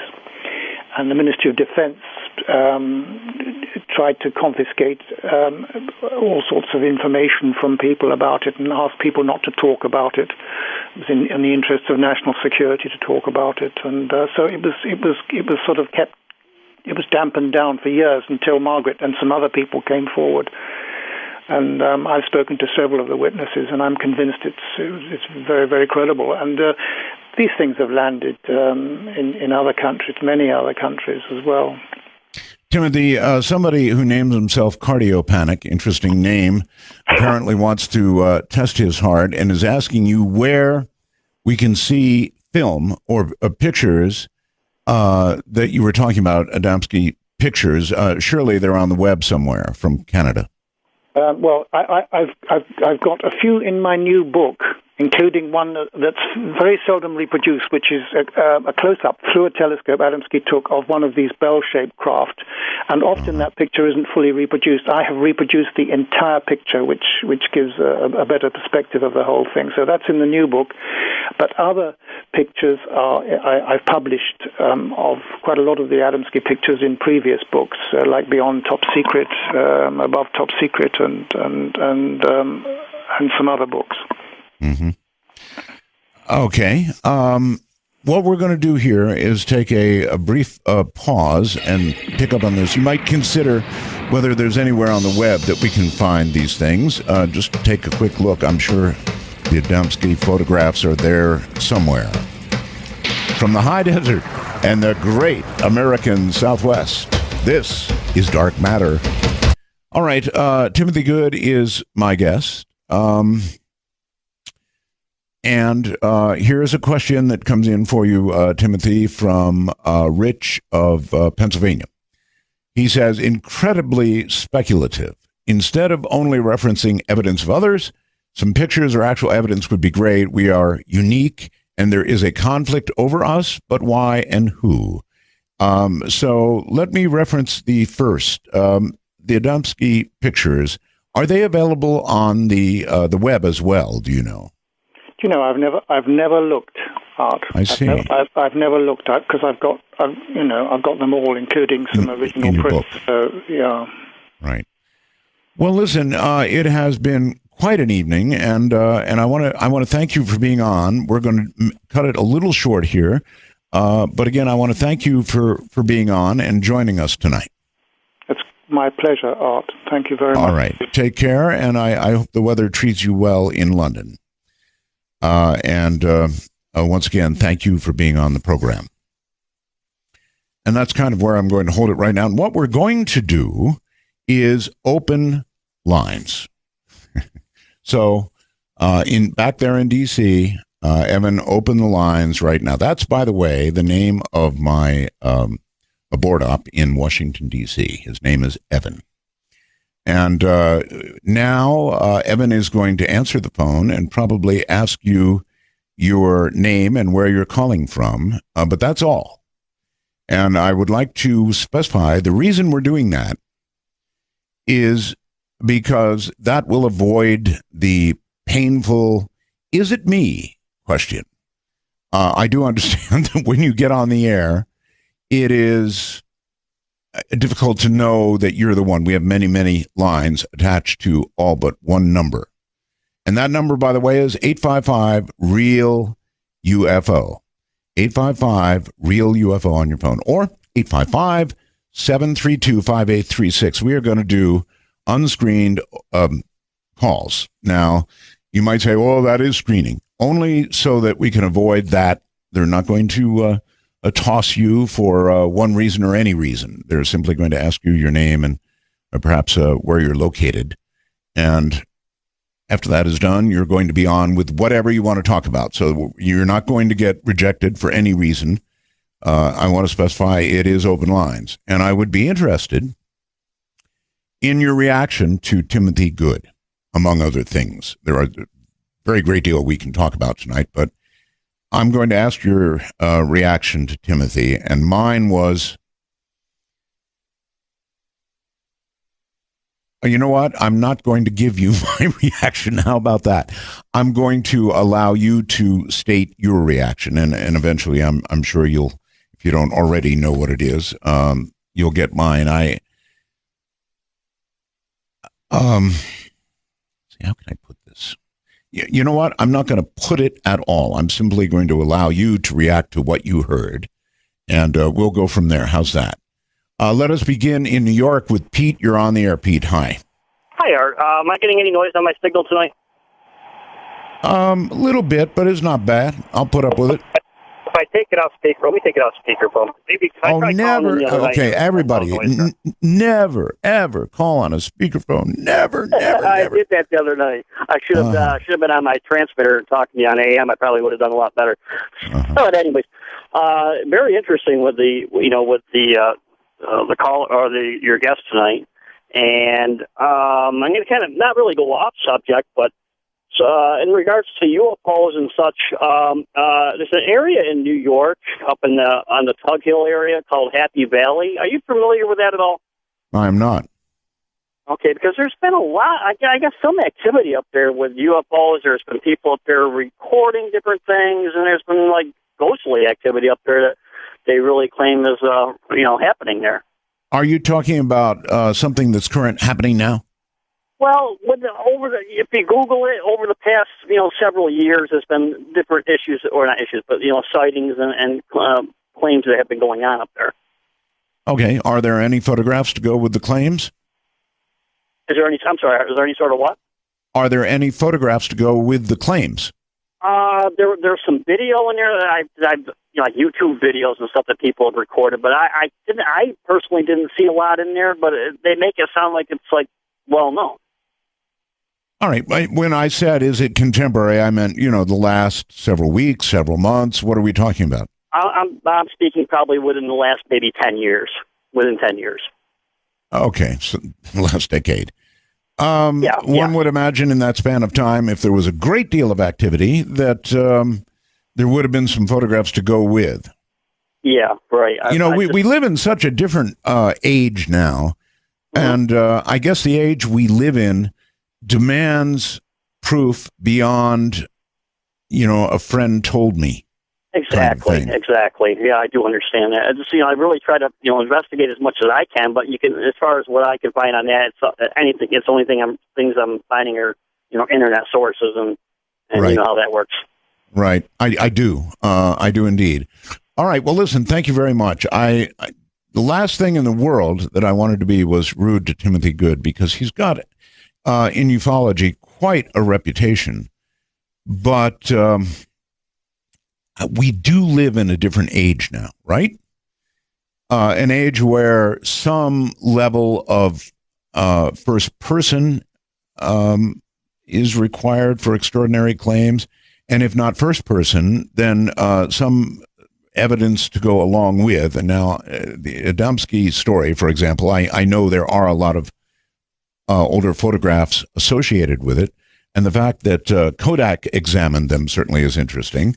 But again, we ran into a situation where the only evidence we had was somebody's word that they had heard that Kodak had looked at them, that sort of thing.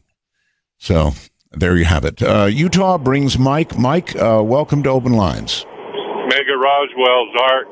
Thank you. And might I say, you're the cure, you're the antidote for 5-hour energy for us drivers out here on the highway. I really appreciate it. You're very welcome. I just want to tell you, I've seen a UFO with my own eyes too, Art, and it's changed my life the whole time. I was a young man when I seen it, but I've never, ever forgot it. But when we first saw it, we thought it was a piece of newspaper that flew out of somebody's chimney flying around from the distance. We was coming back from dinner up there in Sandy, Utah, and we stood out there and watched it for 10 minutes. And you wanted to think it was a balloon or something like that, but it made no sound other than a whooshing sound, like blowing air. And there was flame underneath it and the whole bit, just like hovering. We thought it was a hot air balloon got away from somebody. But anyway, as we was watching it, my dad went in and get a camera, and he come back out. And as soon as he hit the door, that thing took off across the sky towards what we call the point of the mountain where the prison is, and it was gone like in a split second. I do understand. That's something. Now, did it? You described it at one point as maybe a newspaper floating. Yeah, when we thought, well, we was like several miles away. We thought somebody back then they had the fireplaces, that you still burn in the wall. And I understand. No, what I'm asking is, did it get any closer to you than that? No, it just hovered right above our subdivision there, right above our street, basically. And so when I was a young man too, we also saw a balloon that got away from a road show or something they was doing. One of them that they'd give you rides in it with a rope, and it broke loose, and that's what it reminded me of. And there was people in it when that broke loose, and it finally crash landed somewhere several miles away. But when we saw it, we thought that's what it was. Your mind kept wanting to tell you it was a helicopter, something like that. But as it turned out, whatever it was supersonic. I mean, it took off and it was gone, just hovering above the subdivision. Yep, that's the kind of thing, thank you very much, that will convince you. Newspapers don't take off supersonically. And there is a division now in the world, and it's between those who have seen personally these things and those who have not. And I do truly understand the doubt of those who have not seen. There's nothing like seeing with your own eyes. It changes you, and you will always remain thusly changed. But if you haven't seen it and you're only hearing descriptions, or worse yet, my best friend talked to somebody who saw, it's not enough. It's not convincing in any way. And maybe it is that we live now in a different, more modern age. I don't know. Let's go to California and Gordon, I believe it is. Gordon? Yes, hello. Hi. Glad to have reached you. I got a couple of things. One is something that I saw personally, and this was 30 years ago when I was a kid. But what looked like a meteor streaking across the sky, and I thought, wow, that's really cool. And then all of a sudden it made a right angle. I thought, okay, meteors do not do that. Yes. But, it was so far away, it was just like a streak of light. But I have an opinion that I would like to throw out there.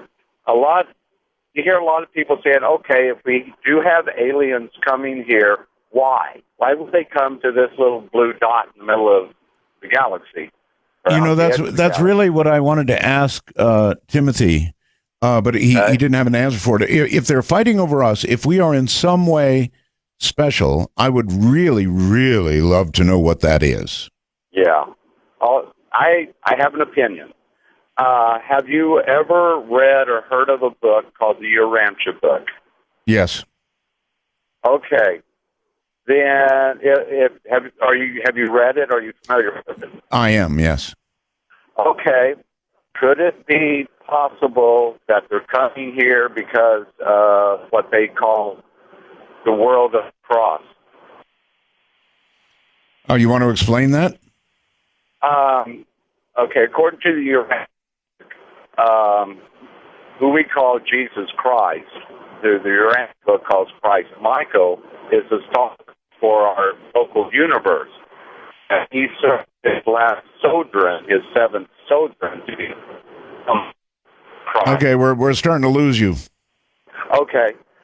He's the sovereign, supposedly, of our universe, yet he became a human to experience being human on Earth. Mm-hmm. And these other worlds apparently are aware of that. And could they be coming here because we are what they call the world of the cross, where Christ died? All right, I can't deny that any of that could be. I have talked to people, for example, like John Lear. And John gets pretty far out there in his description of human beings as containers, and that the fight is over our collective souls. And John told quite a reasonable story. I mean, out there, but in terms of believability, he actually came forth with an explanation that it is a fight over our souls, and one might imagine that to be true. What do you think? That's the special something about us. Oklahoma brings Stu. Hello, Stu. Yes, sir. I was calling about, is this Mr. Bell? That would be me. Oh, sevens and threes to you, Minnie Roswell's. I've got a question about if we'll ever get to hear a guest talk about like number stations on shortwave. Have you seen the movie? No, I have not. That's what I was kind of prefacing it to, because I hear there's a new movie coming out. Oh, it's already out. It's called The Numbers. Yes, it's called The Numbers Station. It's actually quite good. I watched it, I think, a couple of weeks ago, and it's very well done. Are you familiar with numbers stations? Yes, sir. Well, as far as UVB-76 and the others out of China, but not any stateside ones, no, sir. Well, okay, there are on shortwave, folks, for real, number stations. I should have recorded one of them, and I will record one of them. You will encounter them on virtually any frequency on the shortwave band, and when you do, you will hear something. You will hear a young lady normally, simply sitting there reading something like this. 9, 17, 24, 99, 97, and it just goes on and on and on. And it is a popular belief that these are spy stations, that these codes are given out to bring specific instructions to agents around the world in foreign countries. And that's, of course, the premise of the movie called The Number Stations. It's kind of interesting. It's frankly, when I watched the movie, my expectations were not very high, and they were exceeded. It was quite good. It's a good drama, and in real life, number stations are quite interesting. Let's go to Georgia and Chris. Regarding what the previous caller was talking about, maybe why aliens visit us, maybe they know that we're as unique as they are. Maybe it's just us and them. I think if there is anything unique about us, it's going to be our souls. And that's where I kind of agree with John Lear. I mean, otherwise, we're interesting. We're an evolved life form, at least to some degree, right? Some more than others, I would add. But if there's a reason to be interested in us, it's got to be something more than we understand presently, I would think. Right. Well, listen, it's a pleasure to talk to you, and it was only a couple of years ago when I said to myself, I wish I had a chance to talk to Art Bell. And now I get that chance again. But anyway, I'm in my mid-40s, and I wanted to tell you about something that happened to me when I was younger. And it was real profound. It may not sound profound with my explanation, but it was, a pretty big deal looking back on it. But when I was a teenager, I worked at a local Dairy Queen in a small town, and I was a new kid in town. And after work at night, the other kids, they just wanted to take me out and show me around. And they took me up to this mountain. It was kind of in the country and in the hills. So we went up to, they were country folk, and we went up into this mountain, and they said, oh, there's this cave up there. It's a haunted cave. So some other kids from work, it was some guys and some girls. We go up into that cave into the mountain, and there's this one particular girl that I was, playing around with and teasing at work all the time, and she was with the group. And when we were walking into the cave, there was this little nook or like a, place where I could kind of dip into like this hole and crevice and hide. And I figured, well, on our way out, I'm going to dip into this crevice, hide, and I'm going to scare this girl coming out. And so I get into this crevice, and I'm about to jump out and scare this girl. And I was so excited I couldn't contain myself. But just as I'm about to jump out, I feel this hand come up onto my chest and physically push me back up against the wall of that cave. And I kind of went into this sort of hard to breathe, kind of like a trance-like state, but I couldn't do anything. And it was literally like a physical hand pushing me up against the wall. So the kids milled by, and were you still plastered up against the wall as the girl came by? Well, yeah, I was. And, and what happened was just such a shock to me. I really kind of just forgot about what was going on, and they milled by, and, I came out of it, and the feeling went away, and I followed everybody else out of the cave. And we get out of the cave, and everybody was going, oh, that was pretty cool, and the girl's naturally going, well, I was so scared, that was creepy. Well, the girl that I was going to jump out and grab, she jumps up and says, well, I wasn't scared of anything. I was ready for it. And she was holding a .38 caliber revolver. Oh? In her hand. Oh. And I'm just wondering, what was that? I mean, it wasn't like an intuition or an instinct, because I was about to leap out and grab that girl. That was my full intention, was to jump out, grab her, scare her, and get a big laugh. But so in other words, an iron hand saved your butt. You could say that, but it was very profound, and I'm just wondering if anybody has ever experienced anything like that before. Well, that's a hell of a story. I'll give you that. Pretty cool, actually. Well, see, the thing is, Art, it happened one more time about 5 or 6 years later at a red light, where the red light turned green. I'm the lead car in the intersection, and that unseen hand is back on my chest, and I can't really think or breathe or concentrate or do anything for about 5 seconds. And when it goes away, the cars behind me honk their horn, and I proceed into the intersection just in time to stop as a truck runs the red light just where I would have been had that not had happened. So you have a guardian hand in your life. Well, I'm just wondering if that's ever happened to anybody else, because why would that happen to me? People get accidentally shot all the time. People get T-boned in intersections all the time. Yes, they do.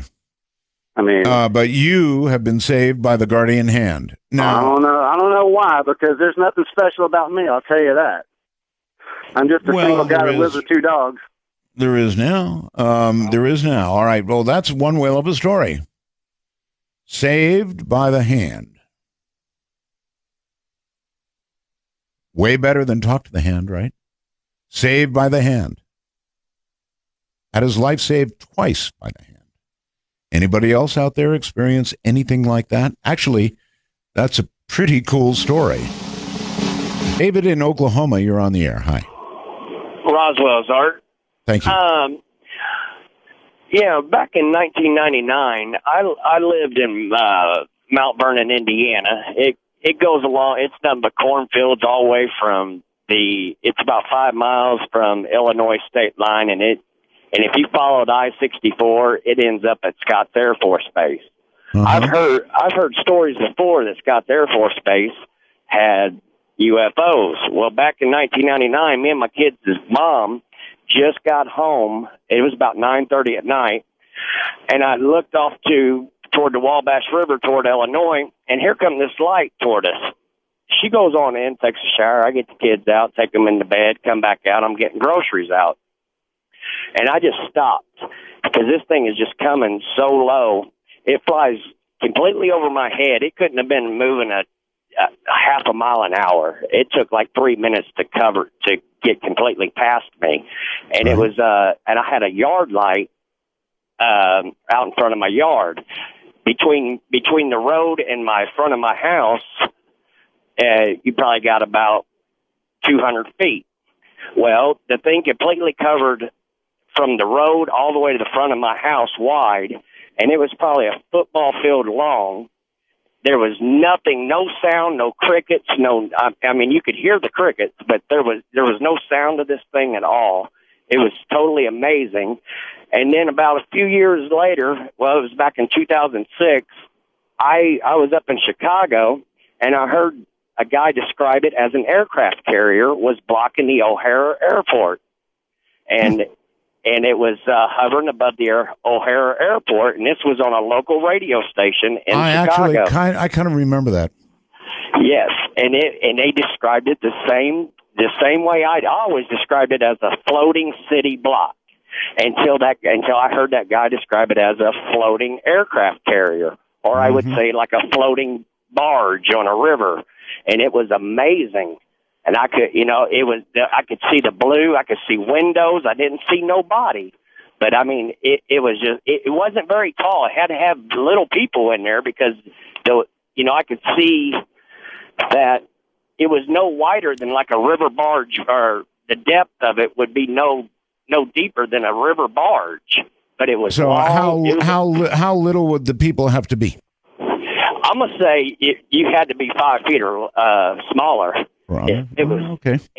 And I've heard like Scott Air Force Base before from other people saying that's where they are doing these, I believe that's where the UFO, because you could leave Scott Air Force Base and you could go straight to where the UFO flew over me. And I went, and as the thing is coming into the yard, I went and snatched my kids' mom out of the shower, brought her out on the porch, and I was like, because we lived out in the country, there was nobody around, and I brought her out on the porch. She looks up at it, and she, her attitude was just mind blowing. She's like, "So what? It's a UFO." I'm like, oh, are you crazy? I said, all right, thank you. That's too much. So what?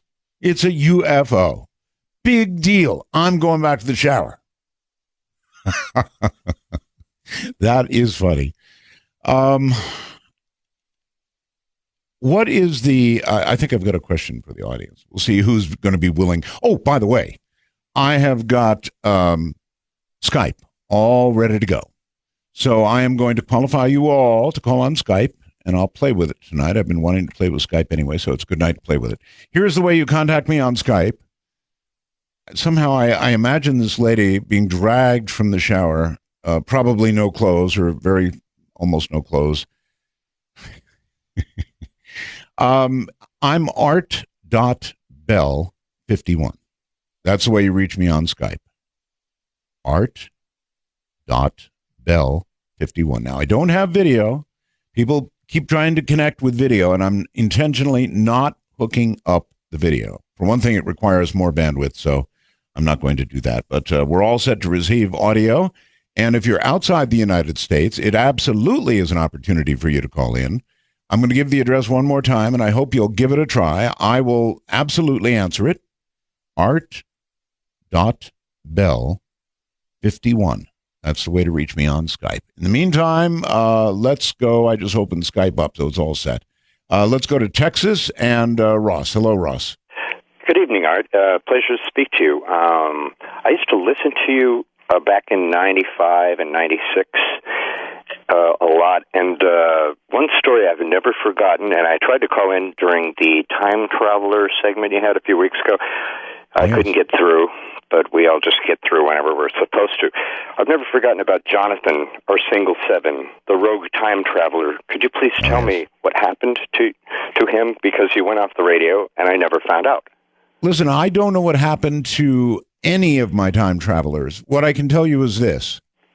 Almost all of them disappeared and have been virtually impossible to contact. I've heard rumors that Dr. David Anderson, who was a pretty convincing guy at the time, is still around or may be around, and I've got somebody trying to contact him, but look, almost everybody who claimed to be a time traveler is gone.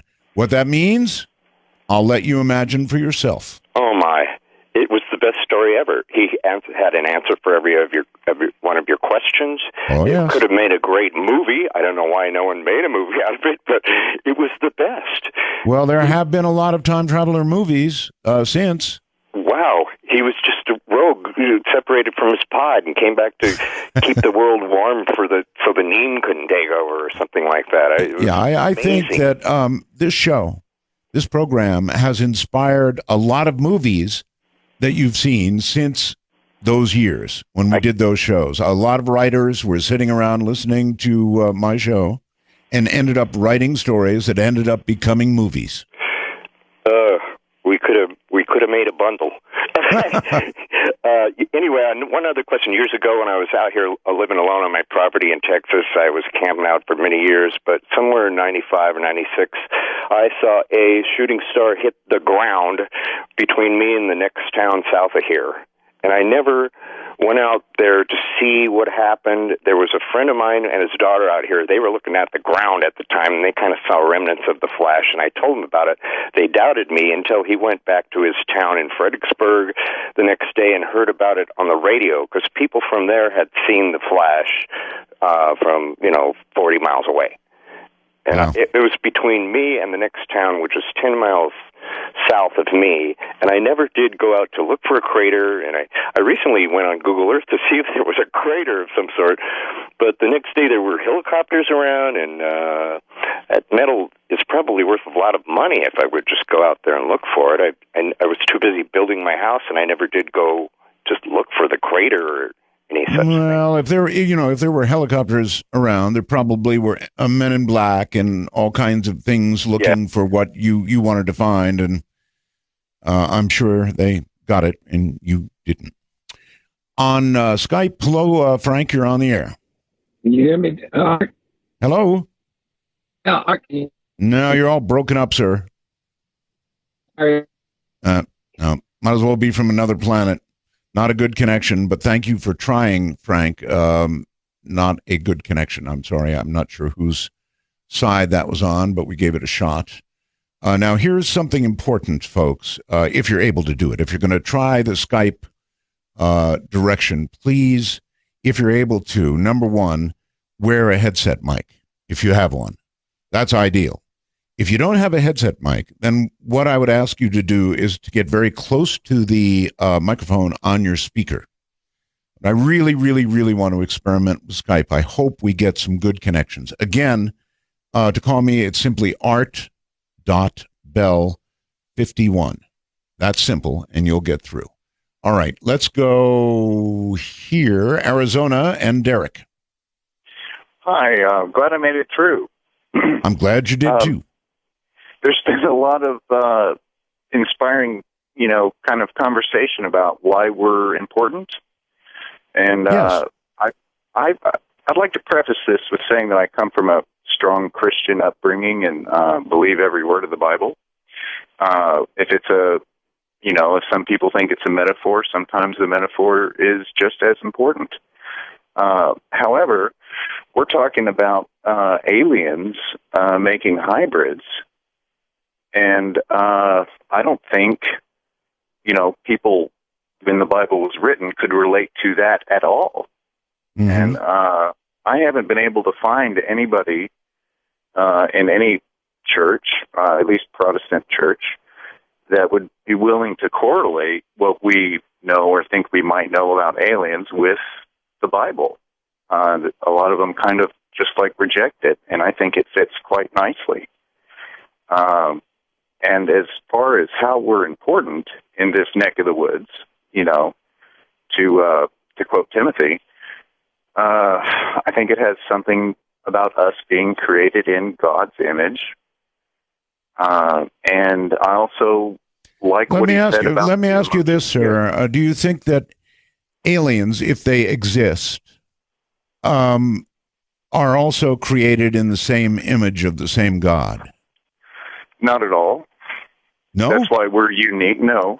Oh, so God is unique. God is unique only to human beings and planet Earth. No. No? Let me. That is not what I'm saying. What I'm saying is God's everywhere. He's omnipresent and omniscient and omnipotent.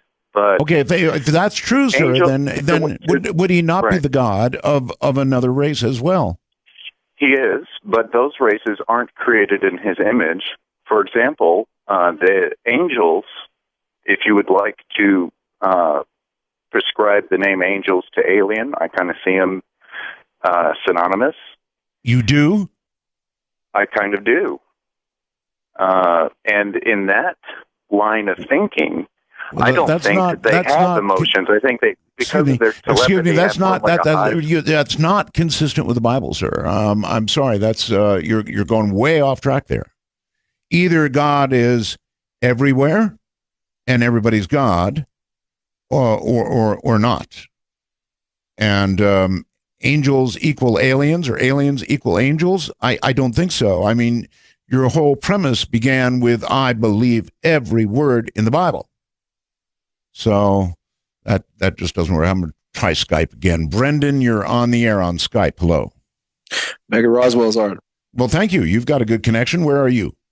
Santa Barbara, California. Santa Barbara. Excellent. Welcome to the program. It's really good to have you back. Thank you. Thank you. No, it's just, it's incredible. But tonight didn't go well. No, it didn't. You know, and I'd actually been so excited that I signed up for Sirius. And you know what? Let's examine, or you give me your opinion of what happened with Timothy Good. I think he's a gentleman. Absolutely. I think that he might have been a little bit too gentlemanly, but I do think that, and this is going to be tough, Art. That's push right. back here a little bit. Okay. I'm gonna push away. You're so important to me, but Art, I think you should have read the book. I should have read the book. Here's the thing. I read a lot, sir. Hold on just a second. Hold on a sec. Yeah. I read a lot of my guest's book. In fact, my guest's book. Excuse me. I got a signed copy of last night's guest. I didn't know that I had it until after the show. So I do it after I've had the guest on. And the reason is this. I don't want to get a guest on the air who just says, you know what? It's in my book. If I ask them a question, it's in my book. Is not a good enough answer for a talk show. When you're doing a talk show, you want actual information. And so even if they've written a book, you want them to be able to tell the audience about whatever the story is, and not just sort of say, it's in my book. Yeah. And, I think the book, as far as, I've read so far, does contain a lot of firsthand witness testimony. He goes and he interviews some people with some really excellent stories. But I don't know why he didn't talk about that. And I think maybe it's because, he wasn't prompted to, or maybe he's just too sweet. Sweet. Well, you can't fault me for not trying, sir. I tried to get him to go toward, firsthand evidence. I tried to get him to go toward things, but it all came out sort of third-handish. Yeah. Or read my book. Well, thank you. Listen, and last thing, I wanted to say that since we do as a family. Every time my dad gets a nosebleed, he says, "Oh, it's the implant." So you've played a large role in my family dynamic, and we appreciate all your work in that regard. I appreciate your call. Thank you very much, and take care.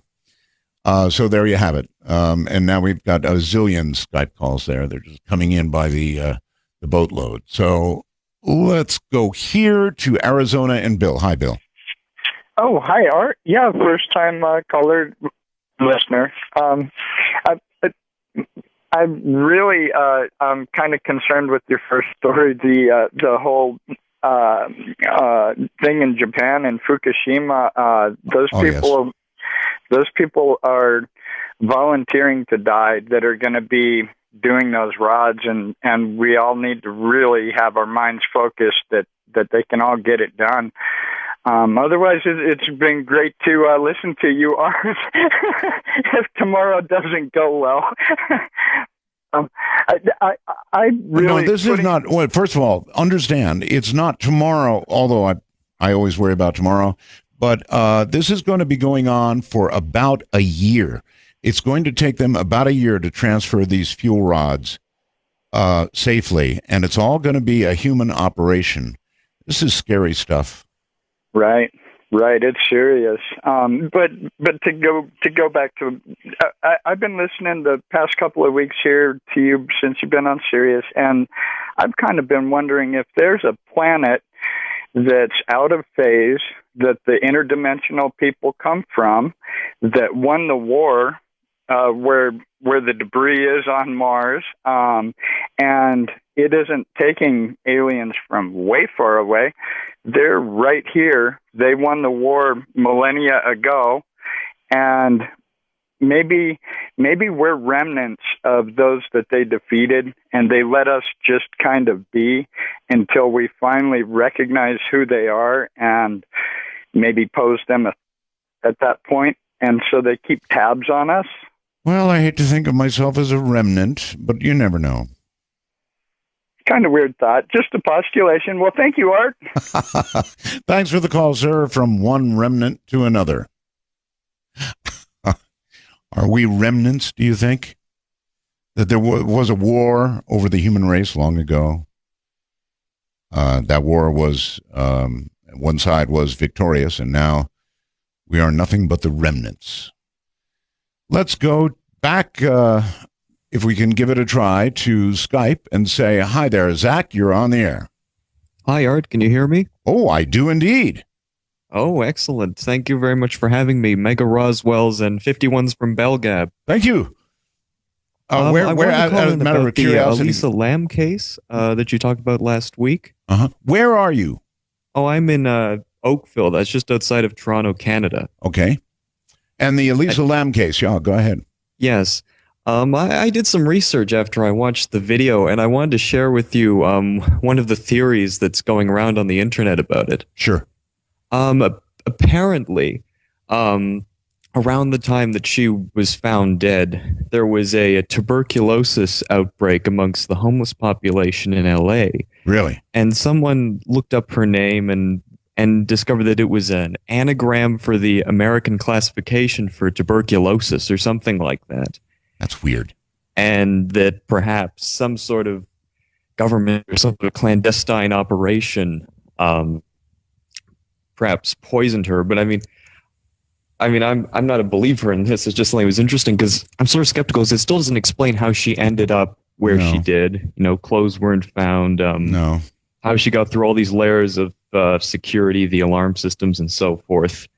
Which brings another one where they were saying that perhaps she used, or not she, but whoever offed her, used some kind of cloaking technology. Apparently there's a Canadian company, oddly enough, that apparently has come up with it. And that some sort of, she may have just been a victim of some sort of test operation. Maybe. Maybe. I have no idea. I'm with you all the way. I mean, look, she went through locked doors that were locked afterward. She went to a place that it's very unlikely she would go. She went through alarm systems that didn't go off. There's so much about the story that is just too weird. Right. I mean, one thing also to consider is that the hotel was rather decrepit, and it's possible that some of the security measures could have failed at the time. That's another thing that comes to mind. Possibly. I have no answers. None at all. I mean, well, neither do I. I mean, it's interesting. I mean, I just thought I'd share some of the things that people are talking about. I mean, I personally don't think we'll ever get to the bottom of what happened to her. I think you're right. We're never going to get to the bottom of it, but it stands out as one of the weirdest cases. And to this day, if I sit down again and I watch that video, it totally creeps me out. Oh, yeah, me too. Yeah. I appreciate the call. Thank you very much. And take care. Totally creeps me out. There are, and I've got another one, a ghost in a hallway and all that sort of thing. But there's something about that case and that video that is creepy, over the top creepy. All right, let's see where to go. Let's go here to Iowa. And Tom, you're on the air. Hi. Hello? Well, maybe I didn't punch the button. Let me try again. There we go. Tom, I think you're on the air now. Hello? All right, how you doing? Just fine, sir. Good. Yeah, I've been trying to get through to you. Yeah, I sent you a wormhole message about I thought praying mantises were aliens, and then all of a sudden, a couple of days later, some lady came on the show. Remember that? And she said there was like 8-foot praying mantises. I do recall, yes. I thought that was kind of cool. But, yeah, I lived in, I was born in like Lake City, Minnesota, and one day I was walking home from town. It was like in the early 60s. Yes. And I remember this, but I don't know if it's true or not, but my neighbor a block down the road was looking at something, and I asked her what she's looking at, and she pointed out this big flying saucer just hovering in the air north of town there. And like I said, it was in the 60s. I still remember to this day seeing it up there, but I don't know what happened to it or anything, how it disappeared or left, but I've been trying to get a hold of you and find out, have you heard of anything like that, or? I've heard of nothing but things like that, sir. Again but and again and again. One. Right, no. Yeah. Not that particular one, but like them, sure. A million of them. In fact, we almost shouldn't tell these stories because they are that common. I saw a flying saucer. Well, yeah, me too.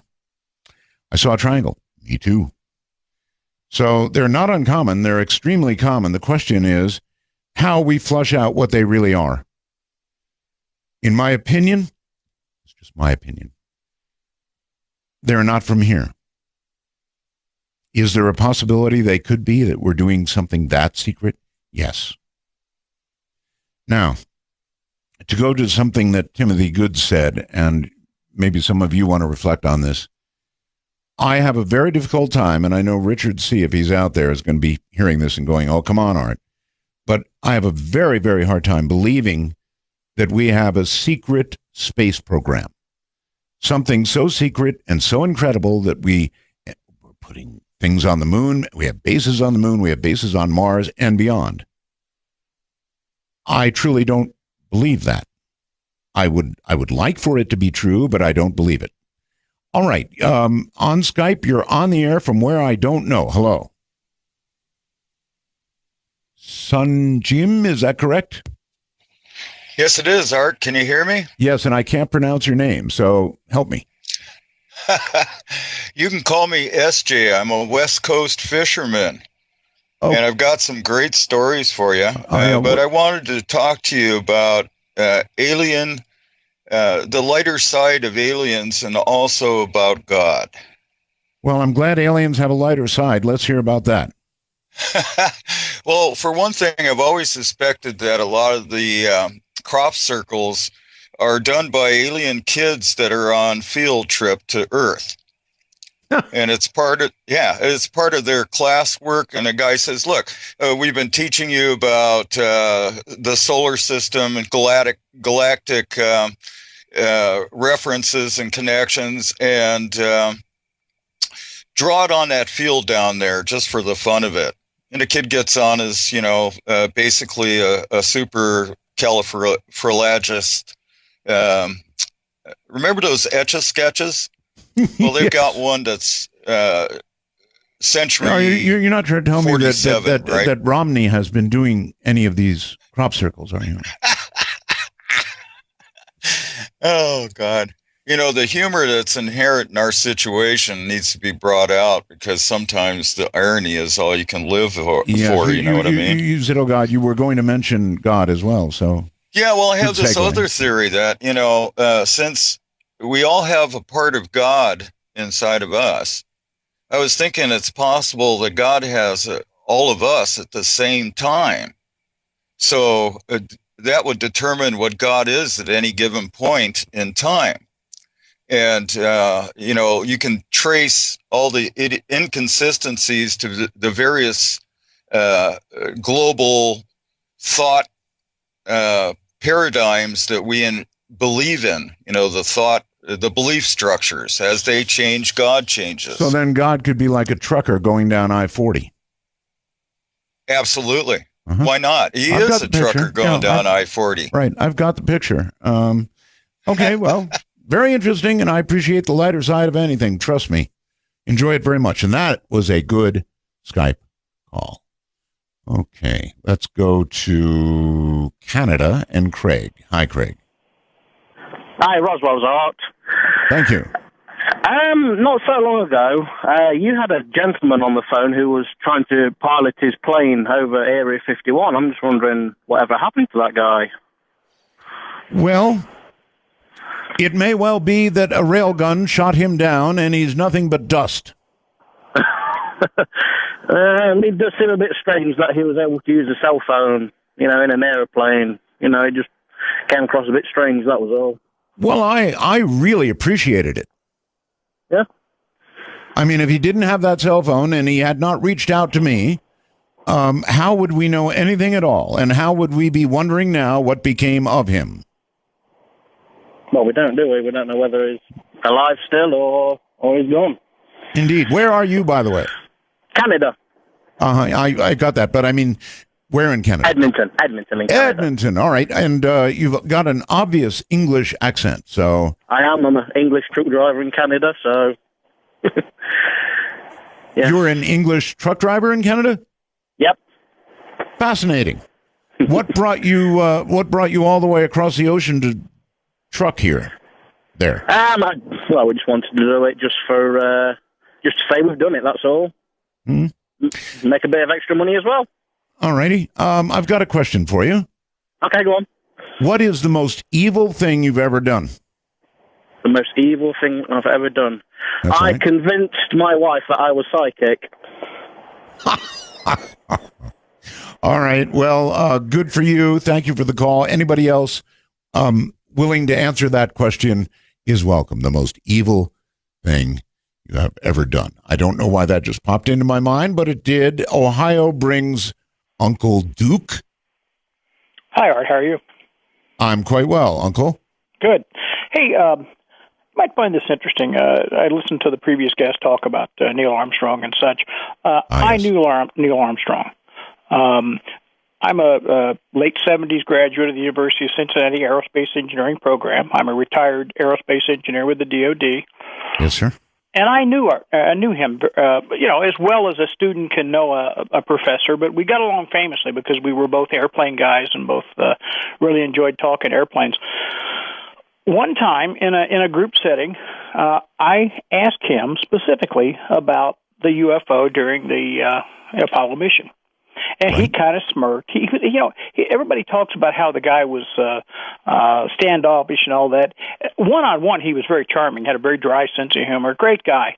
But in a small group setting, he was equally as charming and equally as willing to talk. And there were probably, I don't know, we had half a dozen of us there, students and himself. And he proceeded to tell the story about, yes, they did look out the windows, and yes, they did see a kind of a sparkling, twinkling, on again, off again kind of light.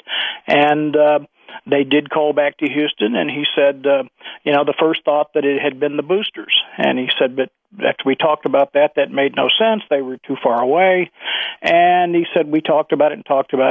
And he said, there's no question in my mind, and I've never forgotten this. He said, what we saw were the panels from the service module. The service module, if you'll remember, that thing kind of opened up like a flower to allow the command module to turn around and then dock with the lunar module.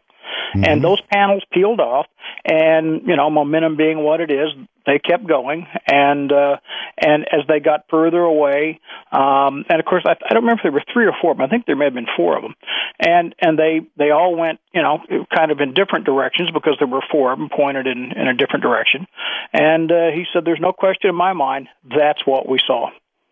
So but he didn't relate anything to you about craft that had been given to the United States or any other country, or having personally flown any of these craft. Now, did he? Art, if Professor Armstrong had said that, he would have done it firmly, tongue-in-cheek. The guy had a great sense of humor. He really did. Very dry, So he could have said something like that, but no, he said nothing like that. He was asked a serious question by a senior in an aerospace engineering graduating class, and right, and he answered it seriously. So for all these people who want to talk about Neil Armstrong this and Neil Armstrong that, I knew the man. Great guy, and I know how he answered the question because I heard the question asked, and I heard him answer it. Fair enough. I really appreciate that account. Thank you so very much. So there you have it. Nothing about alien craft and zipping around and piloting them and being instructed in their appropriate use, I guess. I don't know. All of that a little difficult to buy. We're going to have to... Boy, time does fly, doesn't it? My goodness. All right, we'll break here for a moment. When we get back, we'll continue to answer these banks of calls, and you should see them coming in. Holy mackerel. This is Dark Matter. All right. See all those phone lines blinking away there? Skype blinking away, going crazy. I'm going to ask everybody right now on hold the most evil thing they've ever done. So be prepared. And I think we'll begin with Florida and Dave. Hello, Dave. Hello. Hi. How you doing, Dave? No, not too bad. About 6:30 on October 11th on Highway 160, right at the bottom of Monument Valley, right about 19 miles south of Mexican Hat, Utah. All right, October 11th of this year. There's a wide spot there, and I spent the night there. I drive a truck for a living, and I spent the night there, and I got up just about sunup. And, I pull a flatbed, so I got out, kicked my tires, everything like that, checked, straps, chains, and about, I'm going to say 1,500 feet, there's that little white spot there is on top of a knoll. About 1,500 feet out there, there was an object. I don't know what it was, all right? I don't know if it was one of the military aircraft or what, but it was dead quiet, and it was shaped like a spoon without the handle but turned over. And it was a nice silver color, but the bottom of it looked like water. Rippling water. Oh, that's weird. Okay. I took 7 pictures of it. Oh? Okay. And? Yes, and you have these photographs. I have these photographs, okay? Well, may the good Lord bless you. Hold on a second. The object does not appear, but the shadow it creates on the ground does. Aw. That was such an interesting description that I was hoping for more than a shadow. Well, hold on, it gets even better. Okay. Now, I don't know what it is. I don't believe in UFOs, but I'm apparently going to have to change my mind or something. But I took pictures of it. I didn't think nothing about it. And probably about 15, 20 seconds after I shot the last picture, it went from a dead hover spot and it was about 50 feet in length. It broke it created a sonic boom. Broke the sound barrier. I'm going to say 50 yards. And created a vapor ring because the air is moist that time of morning down there. Created a vapor ring and was gone. I mean, gone. It went down the valley. It didn't gain no altitude, but it went down that valley like you'd shot it out of a gun. So, Dave, what do you mean you don't believe in UFOs? You don't believe your own eyes? Well, let me put it to you this way. Before October 11th of this year, I really had serious doubts. How about now? Well, I saw something. I have no idea. I don't know if it was something we had. You just don't want to believe, do you, Dave? Well, I don't think we have the technology for the inertial dampers unless it was an unmanned aircraft. There's no way a human body could take that type of stress. And so, from that, what do you conclude? It ain't from here. If it ain't from here, and it did what you said, then, Dave, you gotta believe. Yeah, I do now. Hey, Dave, what's the most evil thing you've ever done?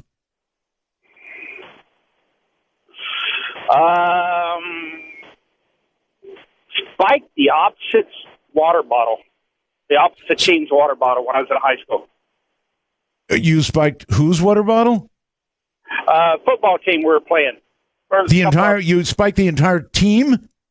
Well, we spiked their coolers. Their coolers? That would be virtually everybody then, huh? Pretty much everybody on the other team. Yeah, how was the game? We lost. We always lose. All right, Dave, thank you. Good answer. Really good answer.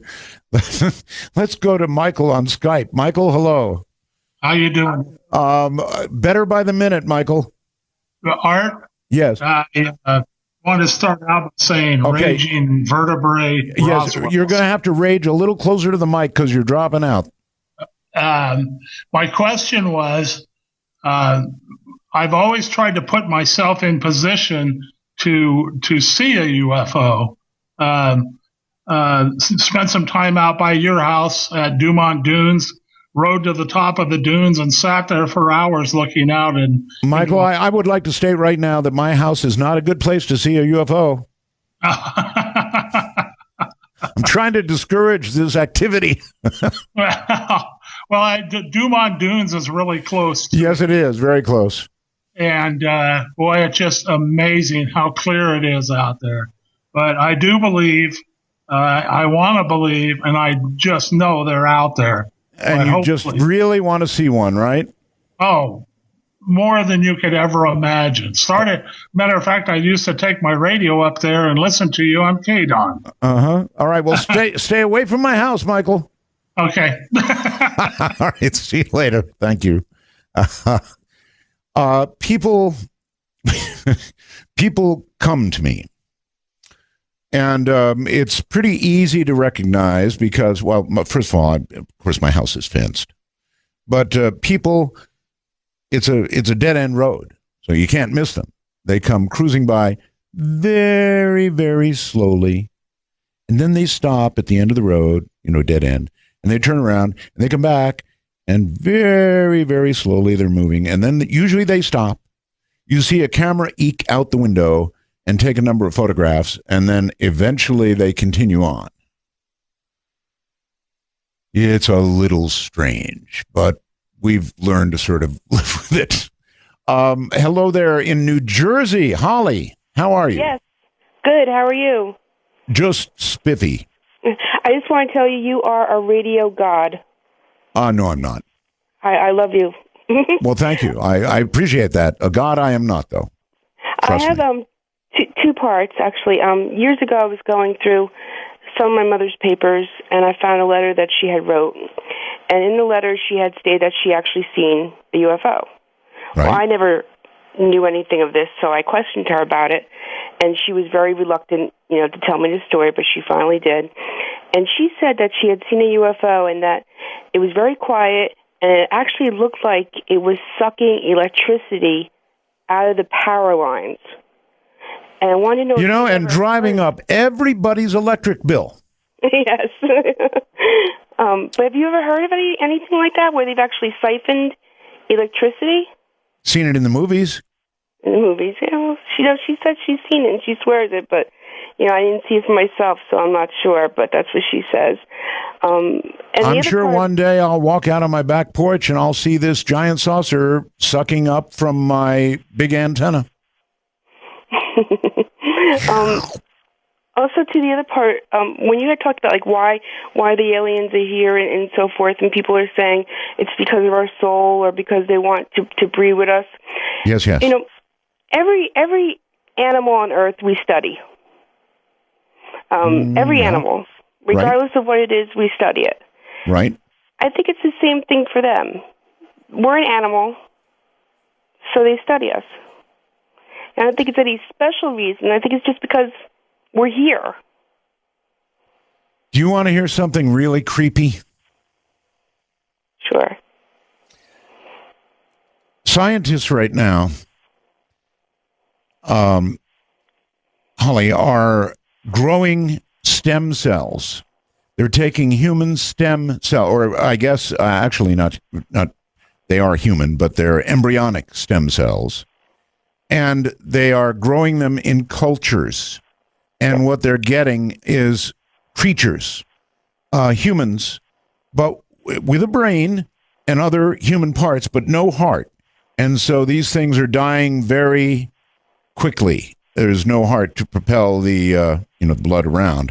So they're not getting bigger than a pinhead, but they're growing things from embryonic stem cells. Now, is that creepy or what? Oh, very creepy. Scary. It is scary. It scares me even. I heard that earlier today. I'm going to try and find a guest on that. They're doing some pretty creepy stuff with stem cells. Very scary. Also, what do you think about people that are Rh negative? There's some talk on the internet about people that are Rh negative possibly having some alien connection with the reptile aliens and so forth. I think they mostly should be gathered together and dissected. I don't know. What's the most evil thing you've ever done? A friend of mine was going to throw a party for me, and I went to his house, and he was all drunk, and there were people there I didn't know, and I was about 17 years old, and the rest of them were about 17 years old, and I left in a huff, and I actually called the cops on him. Underage drinking. Oh my God, pretty cold, and a good answer. Thank you. Thank you. Have a good one. Yeah, you have a good night. Take care. That's funny. All right. Duncan, I think it is. I don't know. On Skype, you're on the air. Hello. Hey, how you doing, Art? Good to have you. Where are you? I'm in a parking lot in Cincinnati, Ohio. I'm in a truck. Just hanging out in the parking lot. All right. Yeah, doing a layover. Okay. To answer your question, the first question, the most evil thing I've ever done, I was a firebug when I was a kid. So really? I set a couple apartment buildings on fire. Oh, my God. Luckily, nobody got hurt, and I outgrew that. Those were occupied or unoccupied? They were occupied. Occupied. Yeah, I got caught. You did get caught? Yeah. Uh-huh. Luckily for the people. That's fairly evil. Live there. Yeah, that's fairly evil. You win so far. Well, I feel bad about it now. I do too. I also I've never seen a UFO. Uh-huh. I've traveled 5 million miles. Because of your evil ways. I think so. I feel kind of lucky for that. And also, I had another question that's unrelated. There was a lady who used to explore caves. Bonnie Crystal. Yeah, will you have her back on anytime soon? It's a good question, and I'll see if Bonnie's around. But yeah, she's a fascinating lady, huh? Yeah, she lived a very long time in Hong Kong, and we used to chat while she was in Hong Kong, and I was in Manila, and we used to get on the internet and chat. So I'll see if I can reach out to Bonnie. All right? Well, it's been great talking to you. I'm so great you're back. Well, thank you. Thank you very much. Oh, those poor people. Not one, but two apartment buildings. Oof.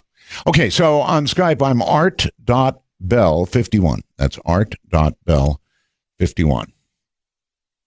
That was scary. Hello there in Colorado. Gary, you're on the air. Hey, how's it going, Art? It's going pretty well, actually. I have a kind of similar story to the Iron Hand, but I kind of want to tell. Okay. It's not necessarily the Iron Hand, but some years back when me and my wife was together, I was at the house. I was off of work, and I was really, really bored and full of energy. Right. A friend of mine called me and said, hey, come on over. We're having a get-together. Going to be some drinks. There's going to be all my family here and everything. It's going to be really fun. I said, of course. Not a problem. So as I was getting ready to head over there and go over there, man, I got this, like, weird feeling. And all my energy drained. This is a true story now. All my energy drained. Like I just got exhausted for some reason. I never called them back. I never called back and said I wasn't coming. I just didn't show up. Okay. The next morning I woke up and I called them and I was told by my friend that the house got shot up. Shot up? You mean like a drive-by? No, it wasn't a drive-by. They had some guys that was over there that they didn't know, but they let them in the party anyway. Oh, and they were just not good. And they shot up. They shot up the household, which is funny to me. What makes me think about it is that nobody died. A couple of people did get shot. Nobody died.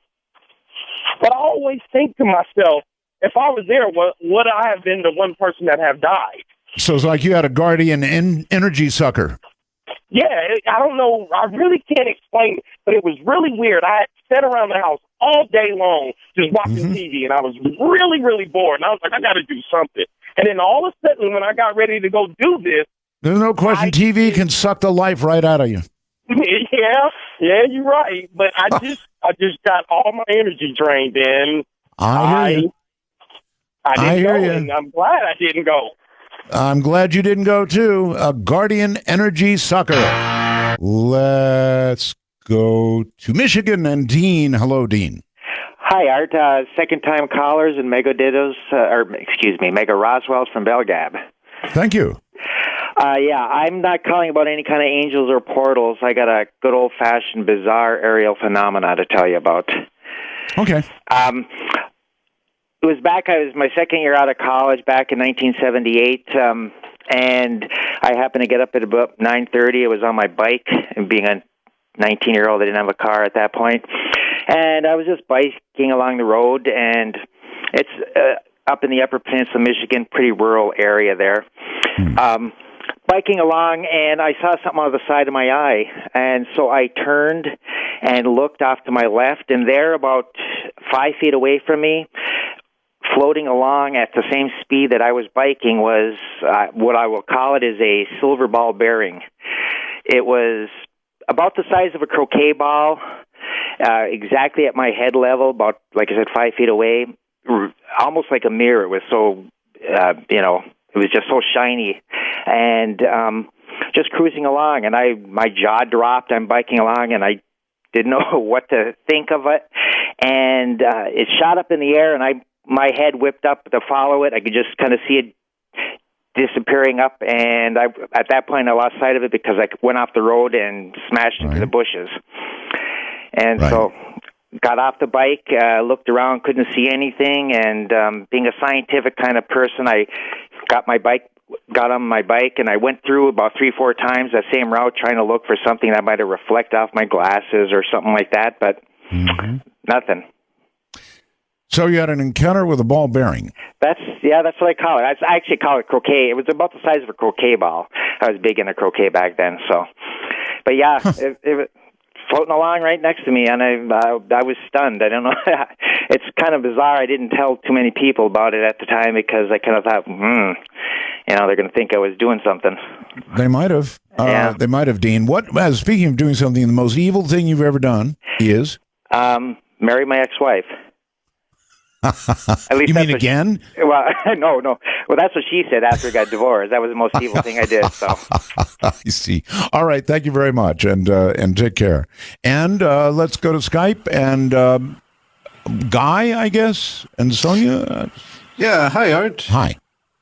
I was thinking back to the first show that you did and had Michio Kaku on. You mean the first show on Dark Matter? Yes. Right. Mm-hmm. Right. Right. I'm not that old, Art. Thank you. Anyway, he had changed his odds. He laid 50%. Absolutely, yes. On us reaching a Type 1 civilization. Yeah, you know what it was originally years ago? It was 100 to 1. And so I wondered if his changing the odds had anything to do with your show coming back on the air. Yes, that was the reason. You've guessed it. Yeah. Along those lines, I wanted to sort of say hi to all the folks over on BellGab who sort of carried the flame on these years you were away, and wondered if maybe somehow unintentionally we'd done a mass consciousness experiment over there. And I'm the victim. Right, exactly. Maybe. Who knows? I mean, I would be the last person to reject such a possible scenario. So, yeah, maybe. Maybe. It's a vicious but vaguely lovable group. Right, exactly. All right, can I turn this on you and ask you what's the most evil thing you've done? Oh, man. How rude is that to ask a question like that just on the fly? I've done so many. You're going to have to give me some time to think about it. I guess. I'll take my answer off the air. Okay, and you'll get it off the air indeed. There have been so many. I remember that when I was in high school, I was required to take home ec, which I thought at the time was cruel and unusual punishment of the very worst kind. And we wrecked that class. I mean, we wrecked it. We all the guys, we were guys required to take home ec, right? We poisoned each other's food. I mean, nobody, and the teacher would come around and sample this stuff afterward. You know, there'd be a good cup full of salt where it shouldn't be, that kind of thing. It was really awful. It was a failure. I don't know if high schools now do this sort of thing still today. I would imagine they do. They give guys a little taste of what it's like to have to cook and girls a little taste of auto shop or something. But it didn't work. It was, the first time they had tried something like that. And we utterly destroyed the whole program. The most evil thing I've ever done, now it probably doesn't qualify, but it came to mind immediately. All right, let me see. Let's go to California and Scott. Hi, Scott. Hello. Mega 88201s to you. And what does that mean? That is the zip code of Roswell. Oh, so very good. Anyway, do you want the evil story or do you want the reason I called about UFOs? Well, let's start with the reason you called. Okay, I think you said, or someone said earlier, that they thought that the people coming to visit are interested in our souls. Yes. Which makes me wonder, what is a soul? And I've always heard that it's comprised of the mind, the will, and the emotion, which if you look at that verse in the Bible that says, what does it profit a person to gain the whole world, yet lose his own soul, or in this case, lose his own mind, will, and emotions, it seems to make pretty good sense. But if they're really interested in our souls, and our souls are indeed the mind, the will, and the emotions, they don't have a whole lot to pick from. You talk about the remnant men. I mean, the world is going crazy at a hair-raising clip. So, boy, you got that right.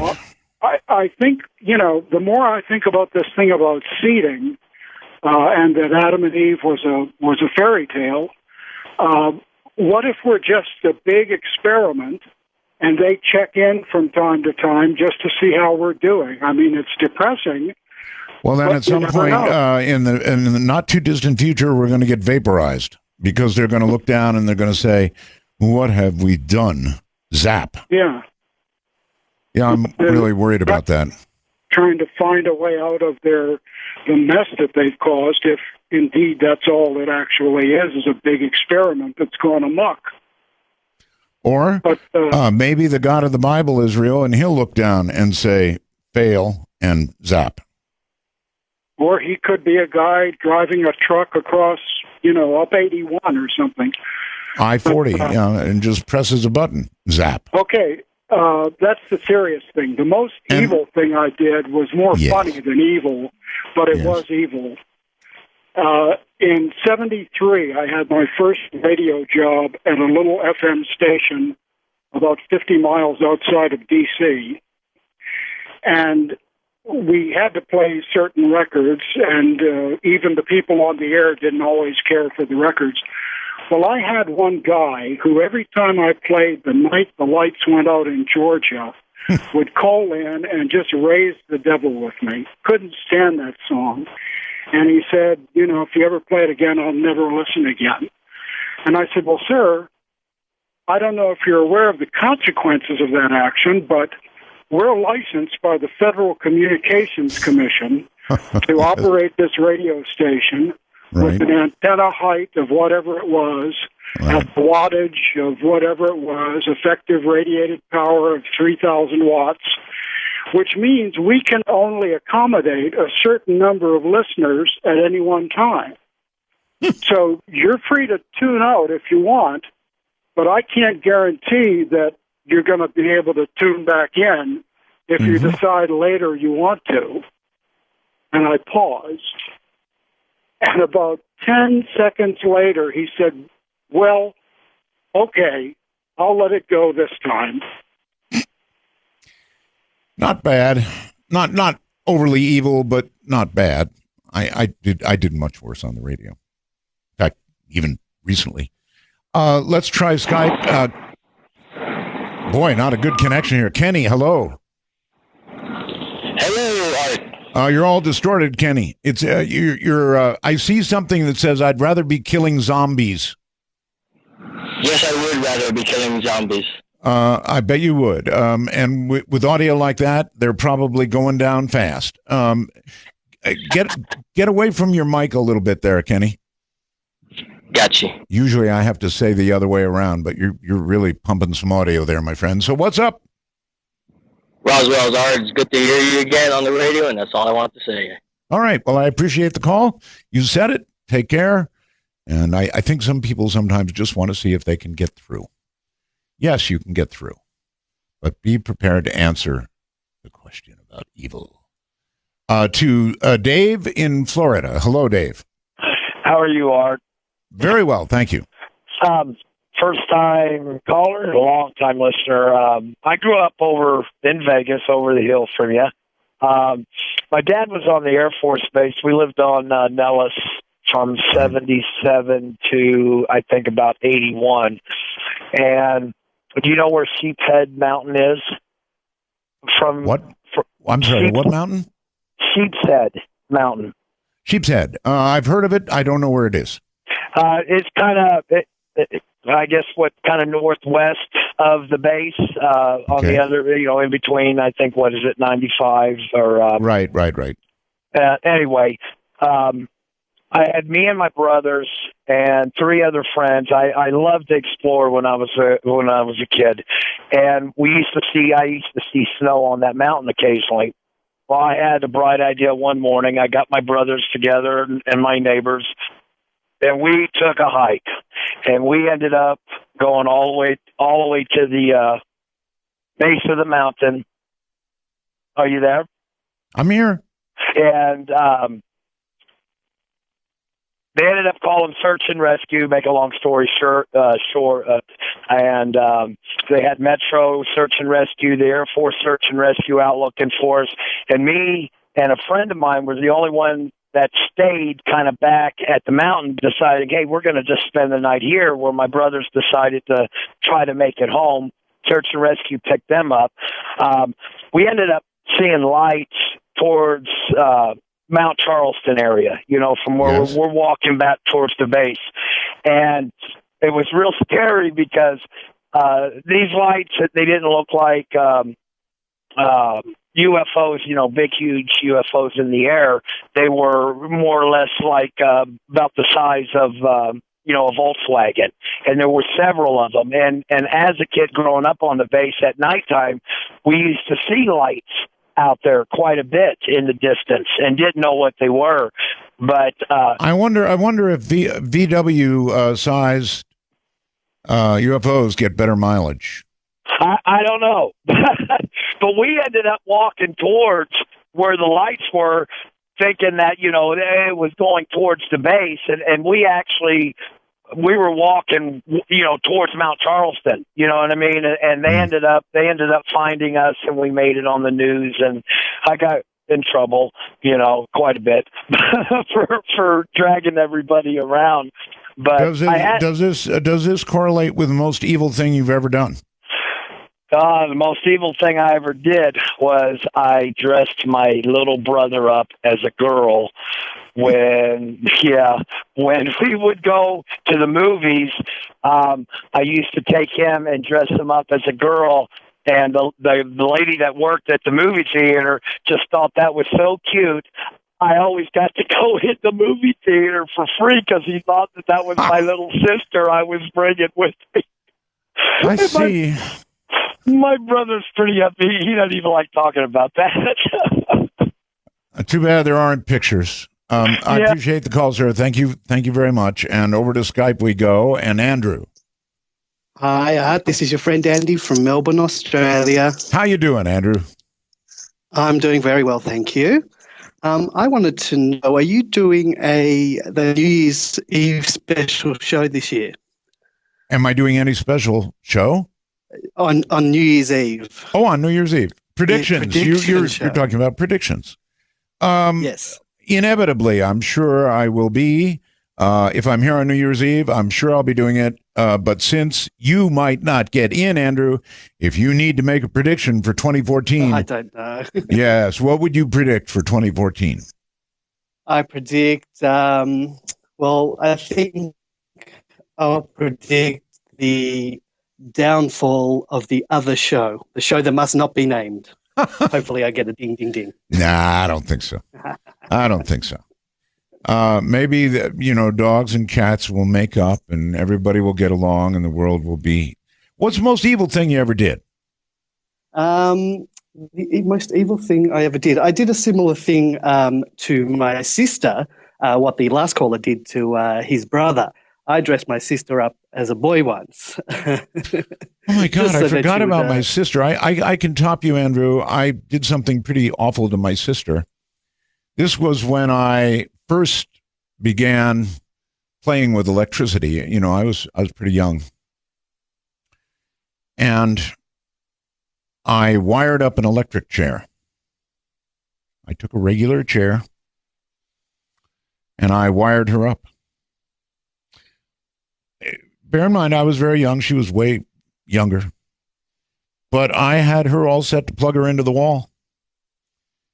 I was just discovering electricity and wire, and I thought it'd be a cool idea. So I had her wired. And, of course, this brings up all kinds of things. I also wired up the doorknob to my room, and I had a metal thing that you would have to stand on if you were, in front of my door, so that when you knocked or touched the door, along with hopefully either bare or socks on, you received a terrible jolt. And so I did play an awful lot around with electricity when I was young. Now, I did not plug my sister in, but I did get pretty close, actually. Nevada has Mike coming our way. Hello, Mike. Hey, what's up, Bud? How are you doing today? Just spiffy. Well, first time caller. I just want to say before I tell you, well, before I actually ask a couple questions, I was going to say, big fan. I actually stumbled across, I found out about you through YouTube. I stumbled across some of your videos just when I was surfing through YouTube a couple months back, and then found out you're off the radio through Wikipedia, then found out you were back on the radio. It's cool to actually be able to talk to you, though, so I wanted to say that. Well, thank you. But one question I was going to ask, and then I was going to respond and comment was, what did you think of Timothy Good? I thought he was. I mean, is he as credible as some of the other people you've had on, some of the other guests that you've had on? What do you say? Is he respected? I guess you're asking me. Do I think he was as credible as others? Yes. I don't think he was as credible as some, and as credible as some others. I have had a very wide range of guests on this program, and so that'd be my answer. I'm not as credible as some, and as credible as others. Yeah, I thought he was. I thought some of the stuff he said was pretty far-fetched. And to be completely honest, I'm not trying to be one of those debunkers from the way he put it.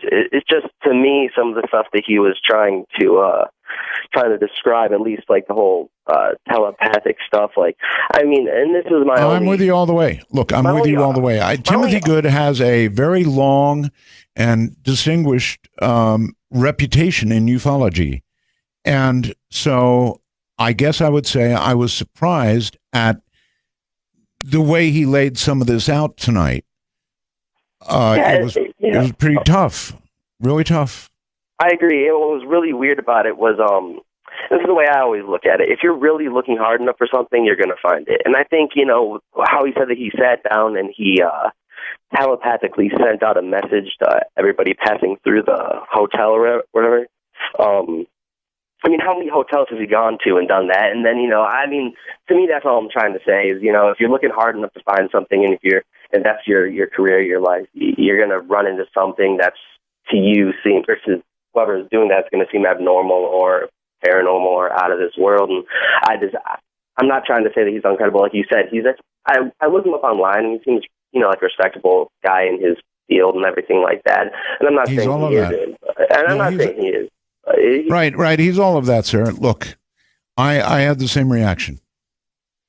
Now, you don't argue with somebody who said, look, I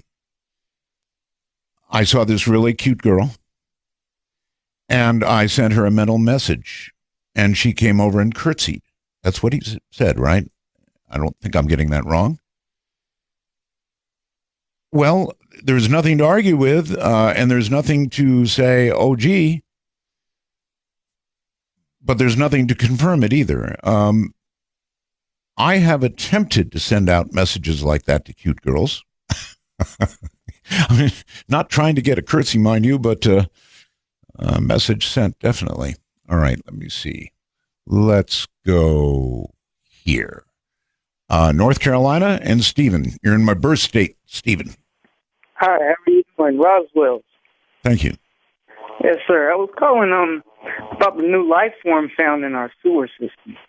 Oh, God. Did you actually watch that?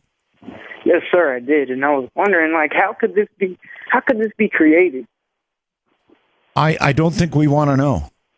Yeah. I mean, that thing looked disgusting. Yeah, it really did. I was like, is that a leech or is it? I don't think it was a leech. I have no idea. It was disgusting. Pure disgusting. It makes me not even want to drink no water no more. Well, of course, you shouldn't be sampling water from the sewer anyway, but whatever it was growing down there, I don't want anything to do with it, and it was just icky. Yeah, nasty. Yeah, I appreciate. Oh, and you're in North Carolina too, aren't you? Yeah, yes, sir. Uh-huh. Good luck, because you know what? That thing will probably grow. They're like the blob. Yeah, get some form of legs, maybe.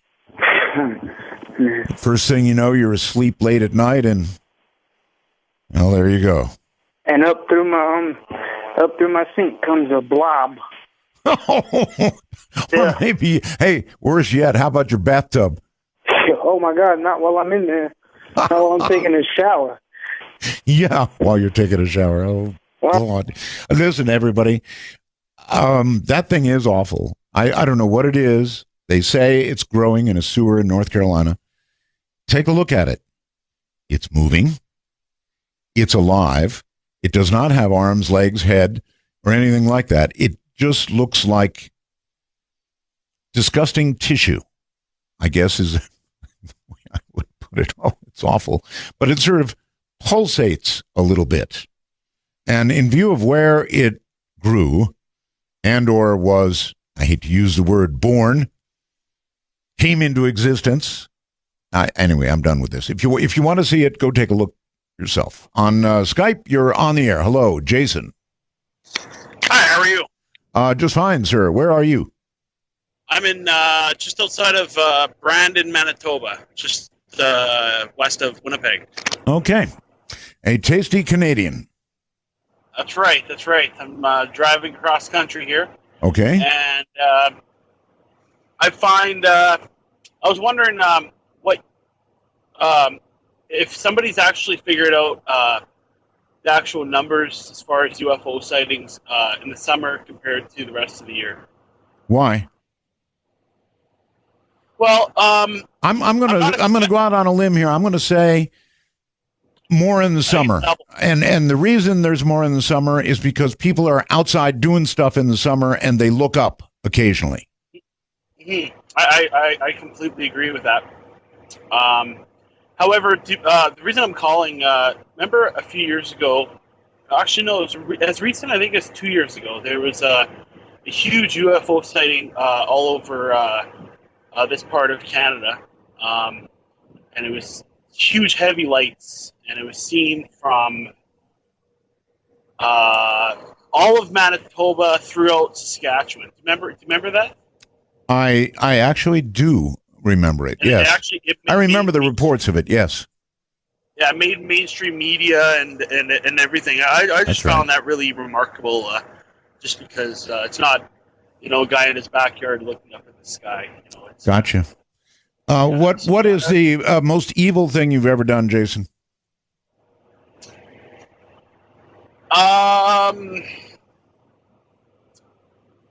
Well, I'd have to say it's something I currently do, and that is white lies. It's what? Telling white lies. I can't escape from it. I don't know why. I understand. In other words, you cannot make somebody feel poorly. So that's right. So you will tell little lies to make them feel better, no matter what. And I was brought up not to lie, and I promised my mom that I would never lie. But to tell her that I don't lie is a lie itself. I understand. Well, white lies almost don't qualify as evil, frankly, Jason. But I do appreciate the effort at it. But white lies. How about the rest of you? Do you do that? Do you tell little white lies? Let me give you an example.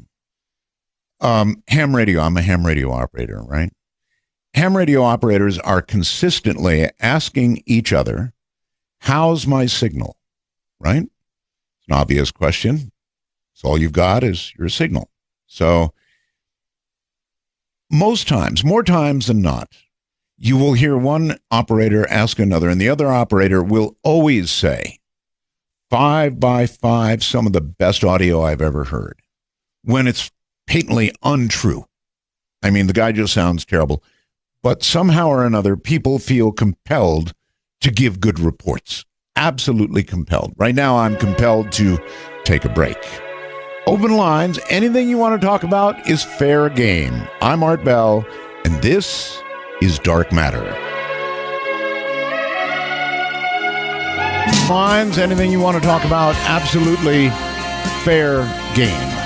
And I keep looking at the wait times here, trying to pick the appropriate people. Yep, Nate in Utah. Hello there. Hey, how's it going, Art? It's going real well. Marvelous. Simply marvelous. The name's Nate. Most people just call me Rumble Strips MacGyver, but I have an interesting couple stories for you if you got a minute. I do. It wasn't exactly the worst. Well, depends on your point of view. Funniest, maybe. You ever heard the song Phantom 309? No. By Red Savine? No. Okay, if you ever get a chance, take a listen to it. It's pretty good. It's interesting. Well, the story behind it was, I'm an over-the-road truck driver. I also train students. One of my best friends was my student. And I was asleep in the back, and what I have a CB radio in the truck, and I had a handheld CB radio that I would use to be able to stand outside and talk to him and help him back up. Right. Well, one evening I woke up, and he was driving across Wyoming on Interstate 80, and there was hardly any traffic out there, so I noticed that my radio was on, and so I turned on my handheld. And, break 19 for radio check, and he answered it. And we talked for about half an hour, 45 minutes, and he realized the signal hadn't changed. Well, truck drivers, you're out of 2-3 mile range, the signal weakens. Well, anyway, he asked me where I was at, and I says, well, I'm right next to you. And he's like, no, really, seriously, where you at? And I says, no, I'm serious, right next to you, which I wasn't really lying, technically behind him. I said, turn on your overhead light. And he turns it on and says, well, you're wearing a hat, you got a pack of cigarettes on that, and you're wearing a yellow shirt. And he reaches up and turns off the light. And I said, well, let me kind of explain. This is back in 1976. I was driving down this road. It was a horrible snowstorm. At mile marker, I think it was 377, just outside of Laramie. I had,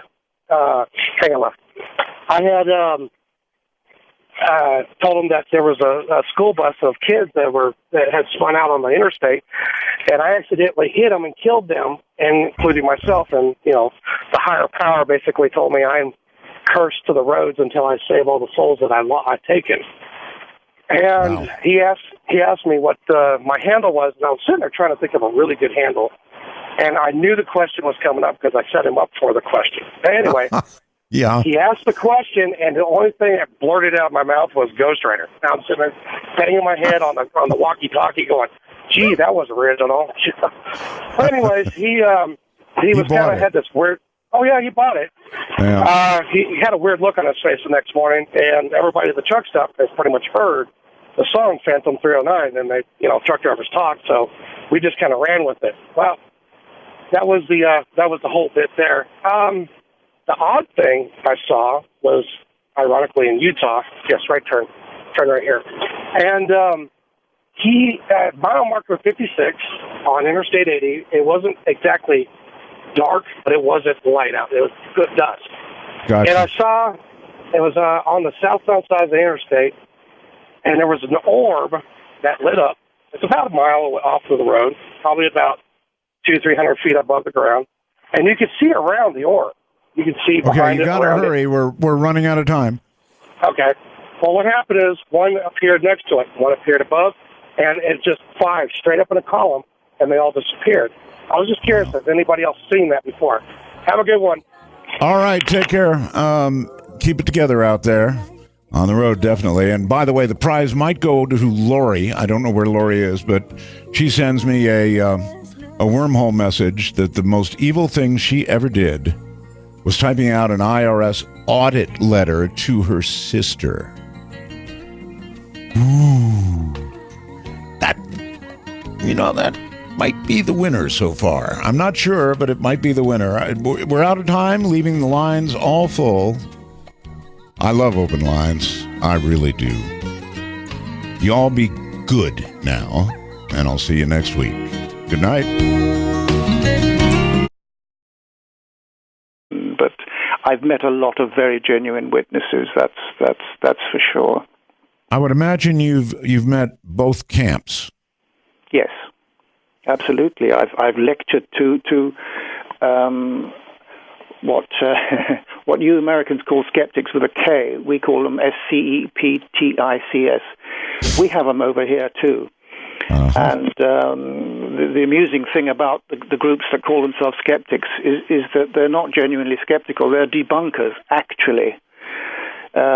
Skepticism is absolutely warranted reaction to all this stuff. Anything really, bizarre and peculiar. But just to debunk it, they should call themselves debunkers rather than skeptics, because they just will rubbish everything to do with it. Yes, well, it's been my observation. I deal with a lot of photographs. When you're doing a talk show about this kind of thing, you get a lot of photographs, and frankly, a lot of them are probably baloney.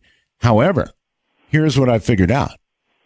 If you have a really,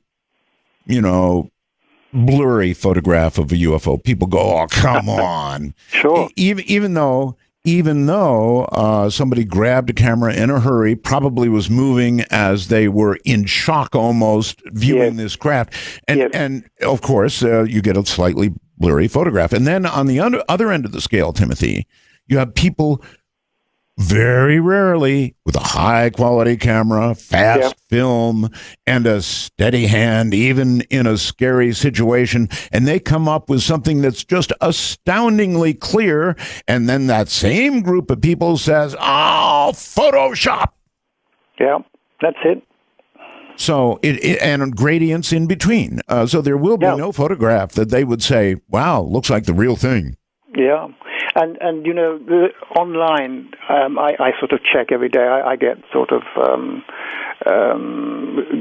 Google alerts to the UFO situation, stories in the press and media generally and everything. And it's very interesting. An awful lot of photographs are quite obviously birds that just happen to fly by in mid-flap and get caught in the camera. And unfortunately, you can look at those online every day, and people think, "Oh, I didn't see anything at the time."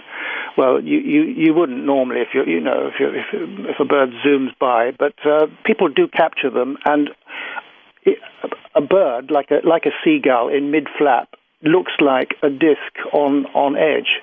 So it's no wonder people are fooled. So one has to be very, very careful.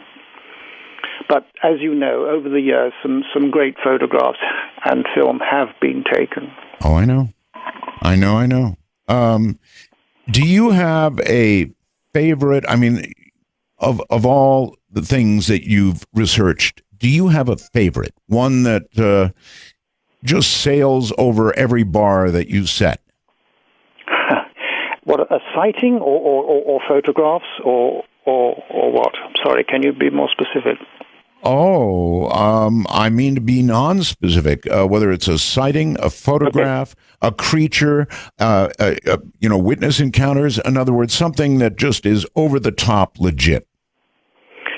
Well, I can only speak for myself. I have had several encounters with people who I believe were aliens, and the first one was in 1963 when I was touring the United States with the Royal Philharmonic Orchestra.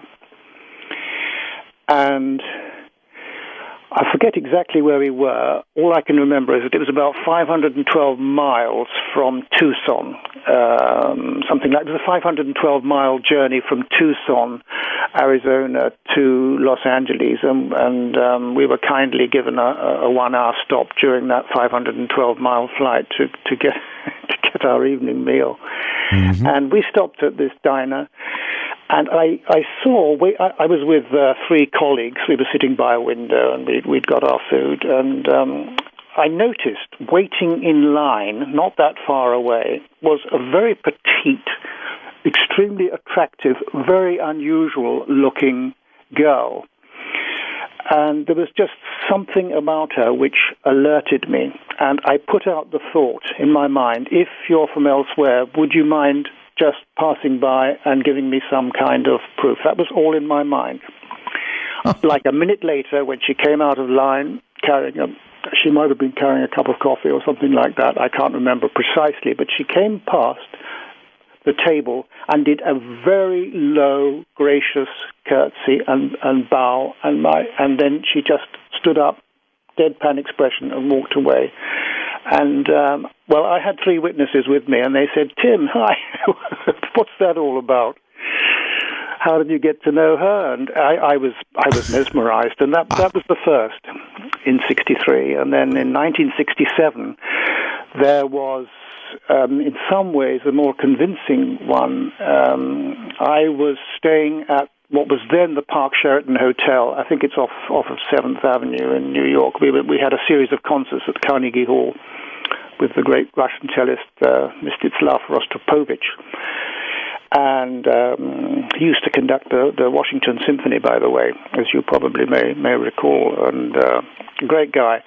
And I sent out a message. I sat in the lobby of the Park Sheraton Hotel, New York, and I sent out a thought. If any of you guys from elsewhere are in the New York vicinity, would you please come and sit down beside me and prove it?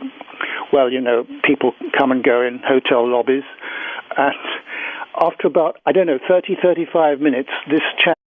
Take a ride from the high desert and the great American Southwest, exclusively on Sirius XM Radio.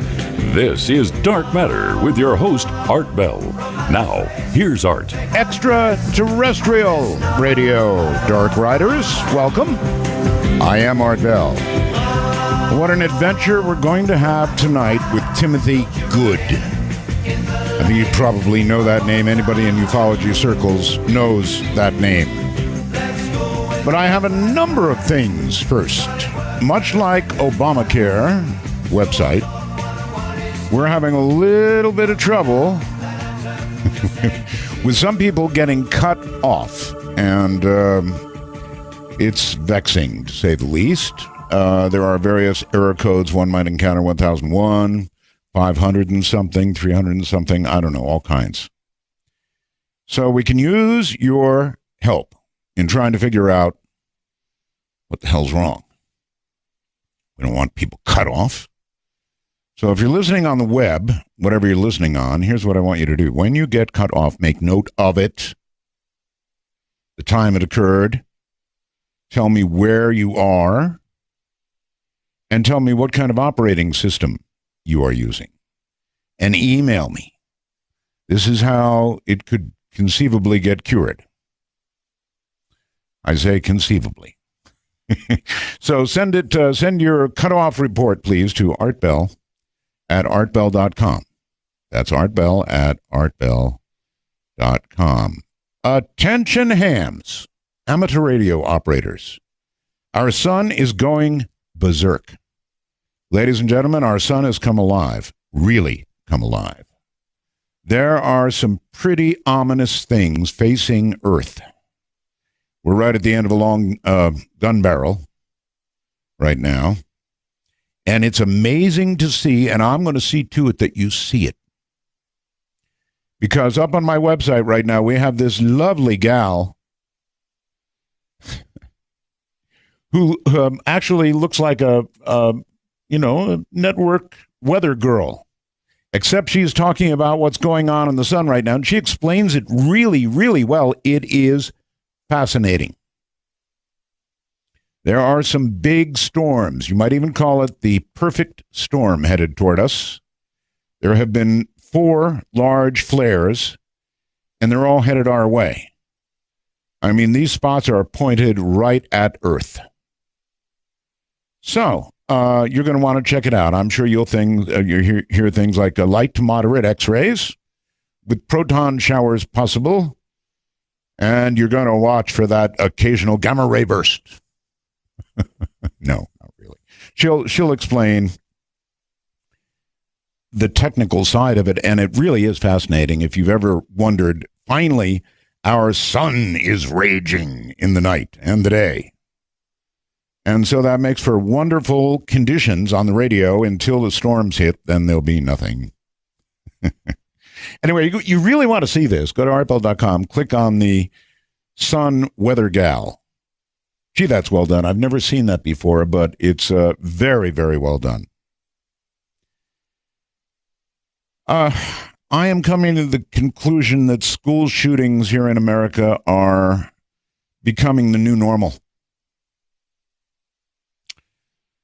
Massachusetts, here in Nevada, little town, Sparks in Nevada, they are becoming the new norm. I mean, you hear about them all the time now. Are we going to get used to that? Are we really going to get used to school shootings in the news?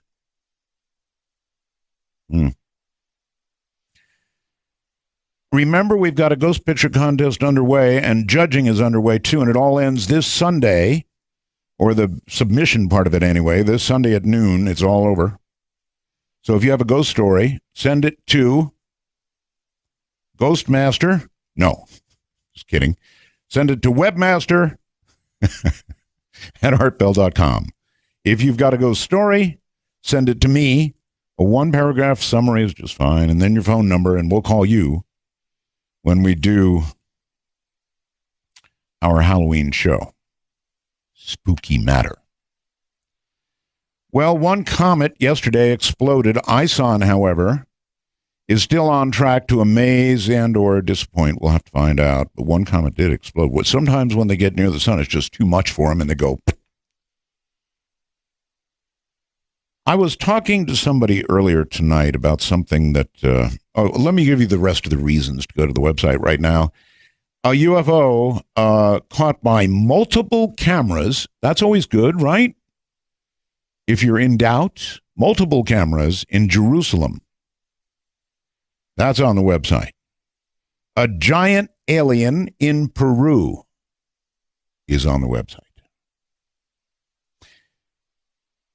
An unknown but disgusting life form has been filmed intimately in North Carolina. This thing is growing in the North Carolina sewers, and it's disgusting. I mean, it's really just, blech.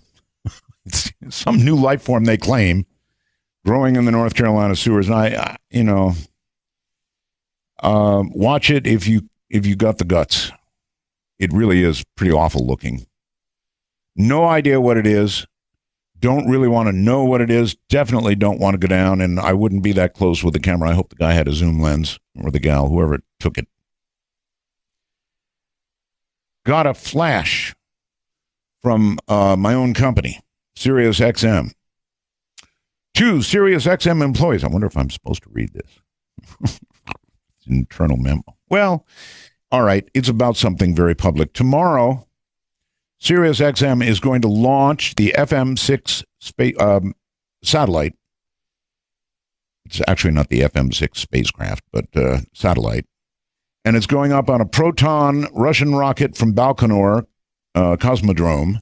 That's in Kazakhstan. On an ILS Proton rocket. It can be viewed. In other words, you can see the launch and the spectacular success of our new satellite, and or the spectacular destruction of an incredibly expensive satellite in Russia.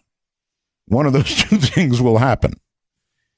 So if you would like to see that one way or the other, you might want to wander over to my website, again, artbell.com, and there'll be live video from Russia of the launch. Pretty cool stuff, actually. All righty. Glancing, if I dare, briefly at the national news. Do I really want to do this?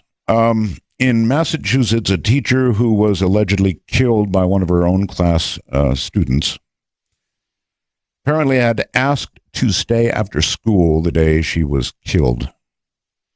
This teacher was a beautiful young gal who was, her picture has been around, poor gal, who was revered by her students and shot by one of them, allegedly. This is why I hate the news. Residents of a Northern California community expressed skepticism Thursday about a sheriff deputy's decision to shoot a popular 13-year-old boy who was carrying a pellet gun that looked apparently like an assault rifle. You know, I'm going to give up reading this stuff pretty soon.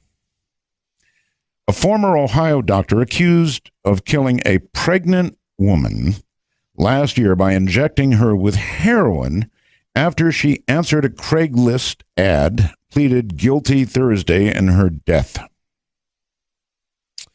And, of course, that of her nearly full-term unborn child. Or we can look down here. Dallas police will seek a grand jury indictment against an officer who was fired after shooting a mentally ill man in a disputed incident caught on tape. I may not read this stuff anymore. And finally, something that's not what I just read.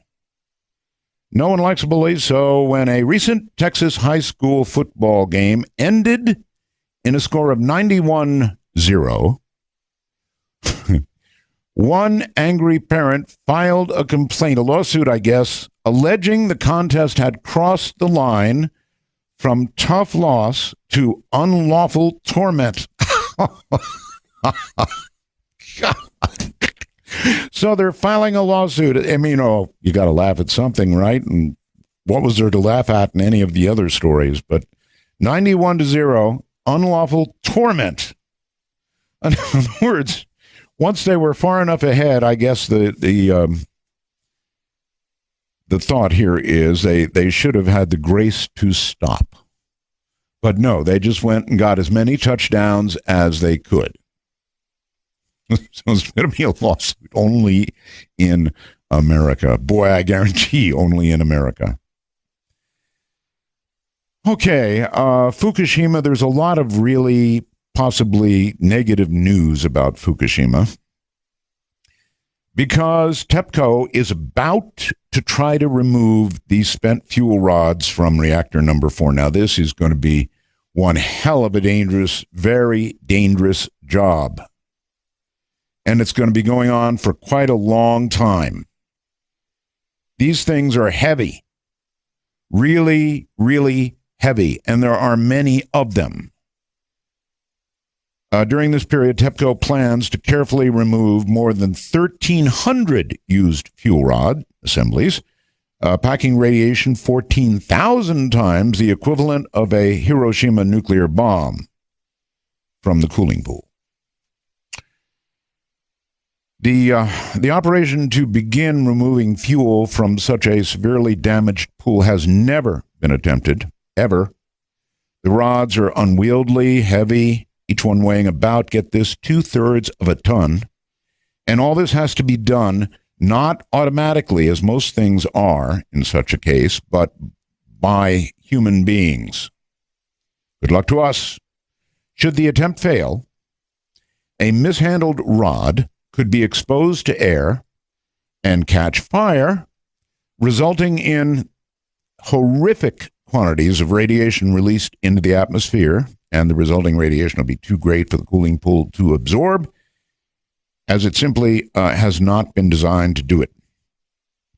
Of course, the whole pile of these things could come crashing down. That'd be the worst case scenario. And if that happened, it would be an apocalypse.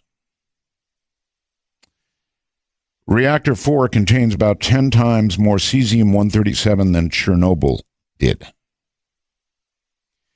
So the more you read about this, the more frightening it absolutely is. It is absolutely frightening. And one more frightening of my mother's, a guy called Edmund C. Berkeley, visited and stayed with us in our family home, and he knew of my passion for aviation and space travel. So he said, "Timothy, what do you know about flying saucers?" And this guy, as I say, Edmund C. Berkeley, he was the first person to write on computers and automation. In fact, I think that was his first book back in the sort of like 1947, something like that. Right. And he was a highly respected guy, apparently. And he said to me, "Timothy, you like airplanes and spaceships, you need to know about flying saucers." So he gave me this book called The Flying Saucers Are Real by Major Donald Kehoe. It was a paperback. I still have it to this day. And I was enthralled because there were all these reports from airline pilots, commercial pilots, obviously, and military pilots. And, you know, even if the pilots had been drinking, the radar sets had not. So I think you'll find in most cases where craft are reported by pilots, it's supported by radar. And, of course, that's the clincher for me, because radar actually is extremely sophisticated, far more sophisticated than people think, especially these days.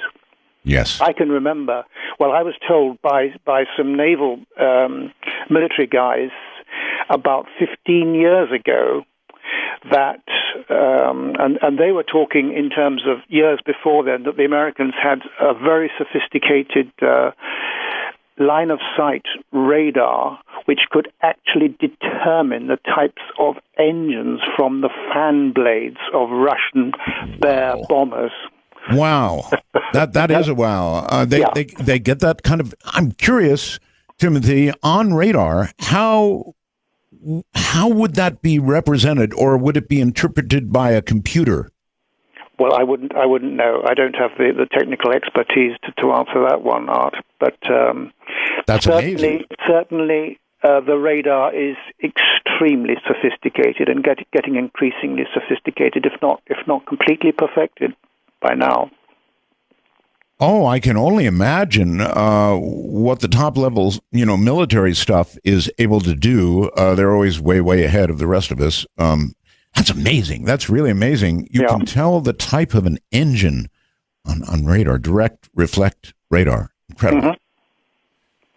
Mm-hmm. Okay, so I can see how your interest was sparked. Now for me, it didn't take a sighting. And it was really funny, Timothy, after I got interested in ufology, really fascinated by it, I had, my own little sighting or big sighting.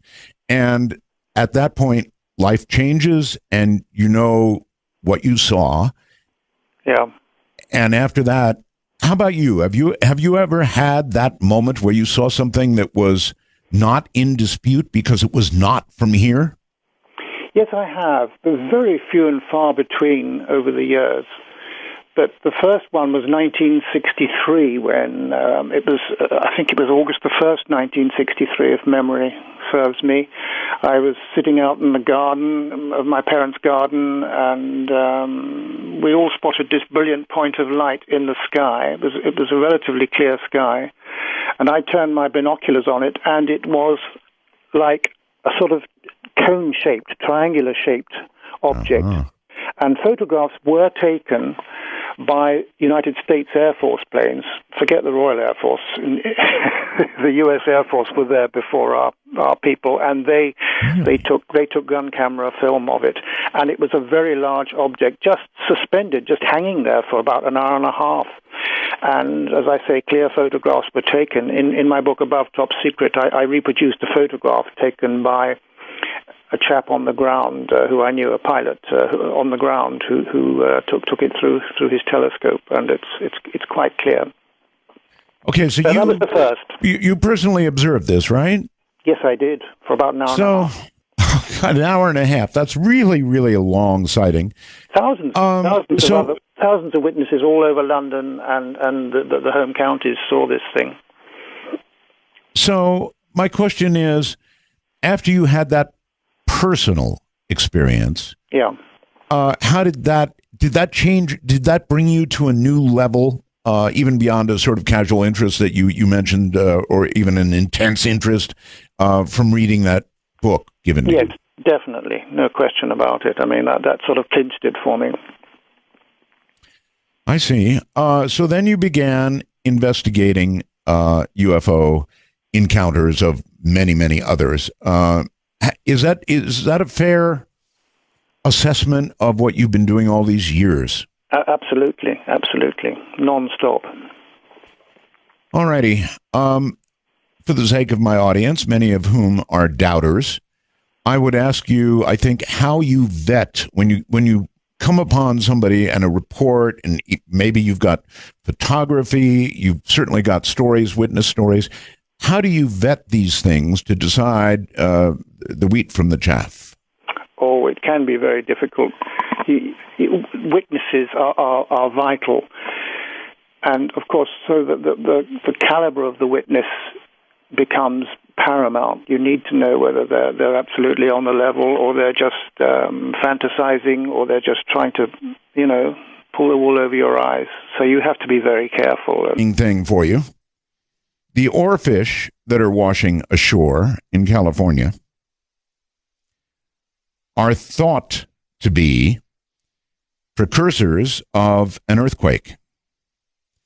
Now, they did wash ashore. These are deep, deep, deep ocean bottom dwellers, you know, big giant fish.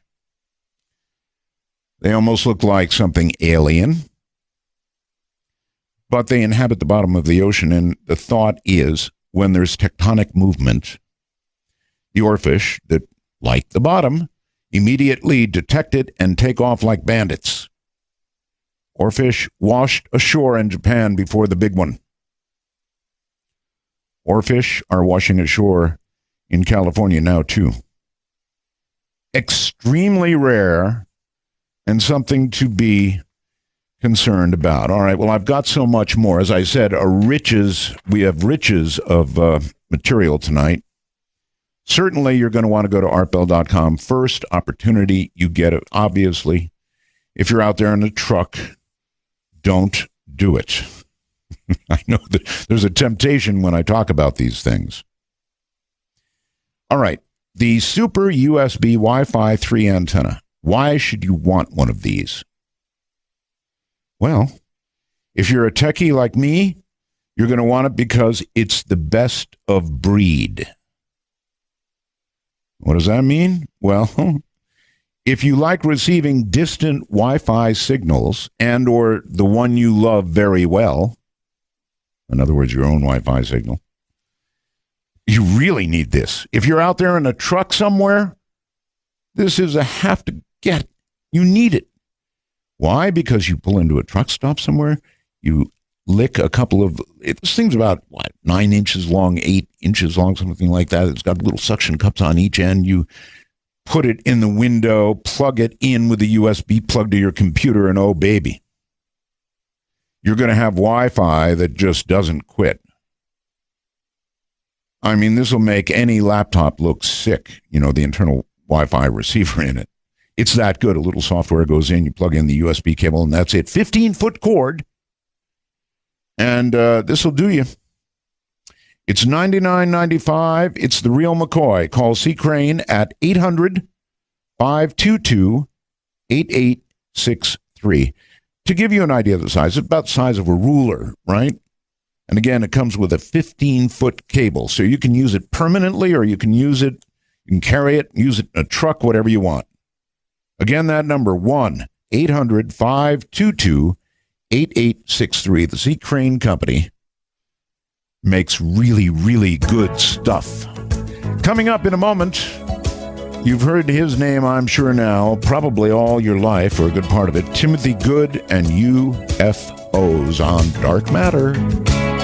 Yes, raging in the night. Well, all right, coming up, Timothy Good. Timothy is regarded as one of the world's leading civilian authorities on alien phenomena, known for his integrity and his determination as a highly skilled researcher. He has lectured at the Royal Canadian Military Institute, Royal Naval Air Station, Portland, the House of Lords All-Party UFO Study Group, the Institute of Medical Laboratory Sciences, and the Oxford and Cambridge Union Societies. In 1998, he was invited to discuss the subject at the Pentagon's Defense Airborne Reconnaissance Office. Wow. And at the headquarters of the French Air Force in 2002.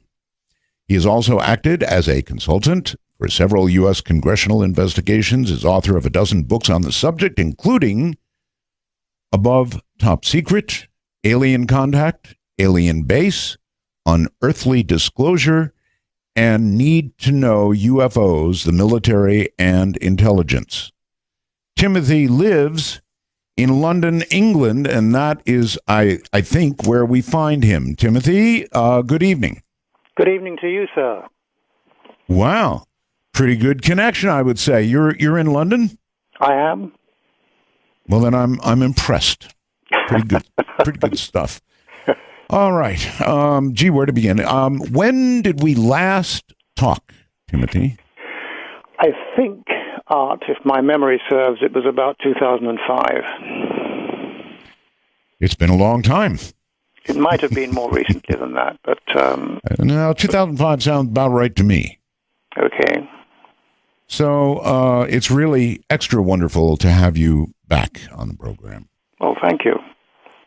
And perhaps you would like to summarize everything that's happened between 2005 and 2013 today.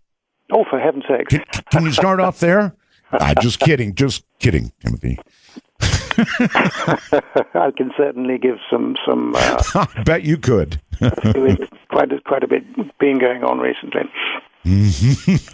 Actually, there is. I've got this wealth of UFO photographs and all the rest of it up on the website. It seems to be coming on a daily basis now. All kinds of sightings all over the place. It's kind of exciting, actually. Yeah, good.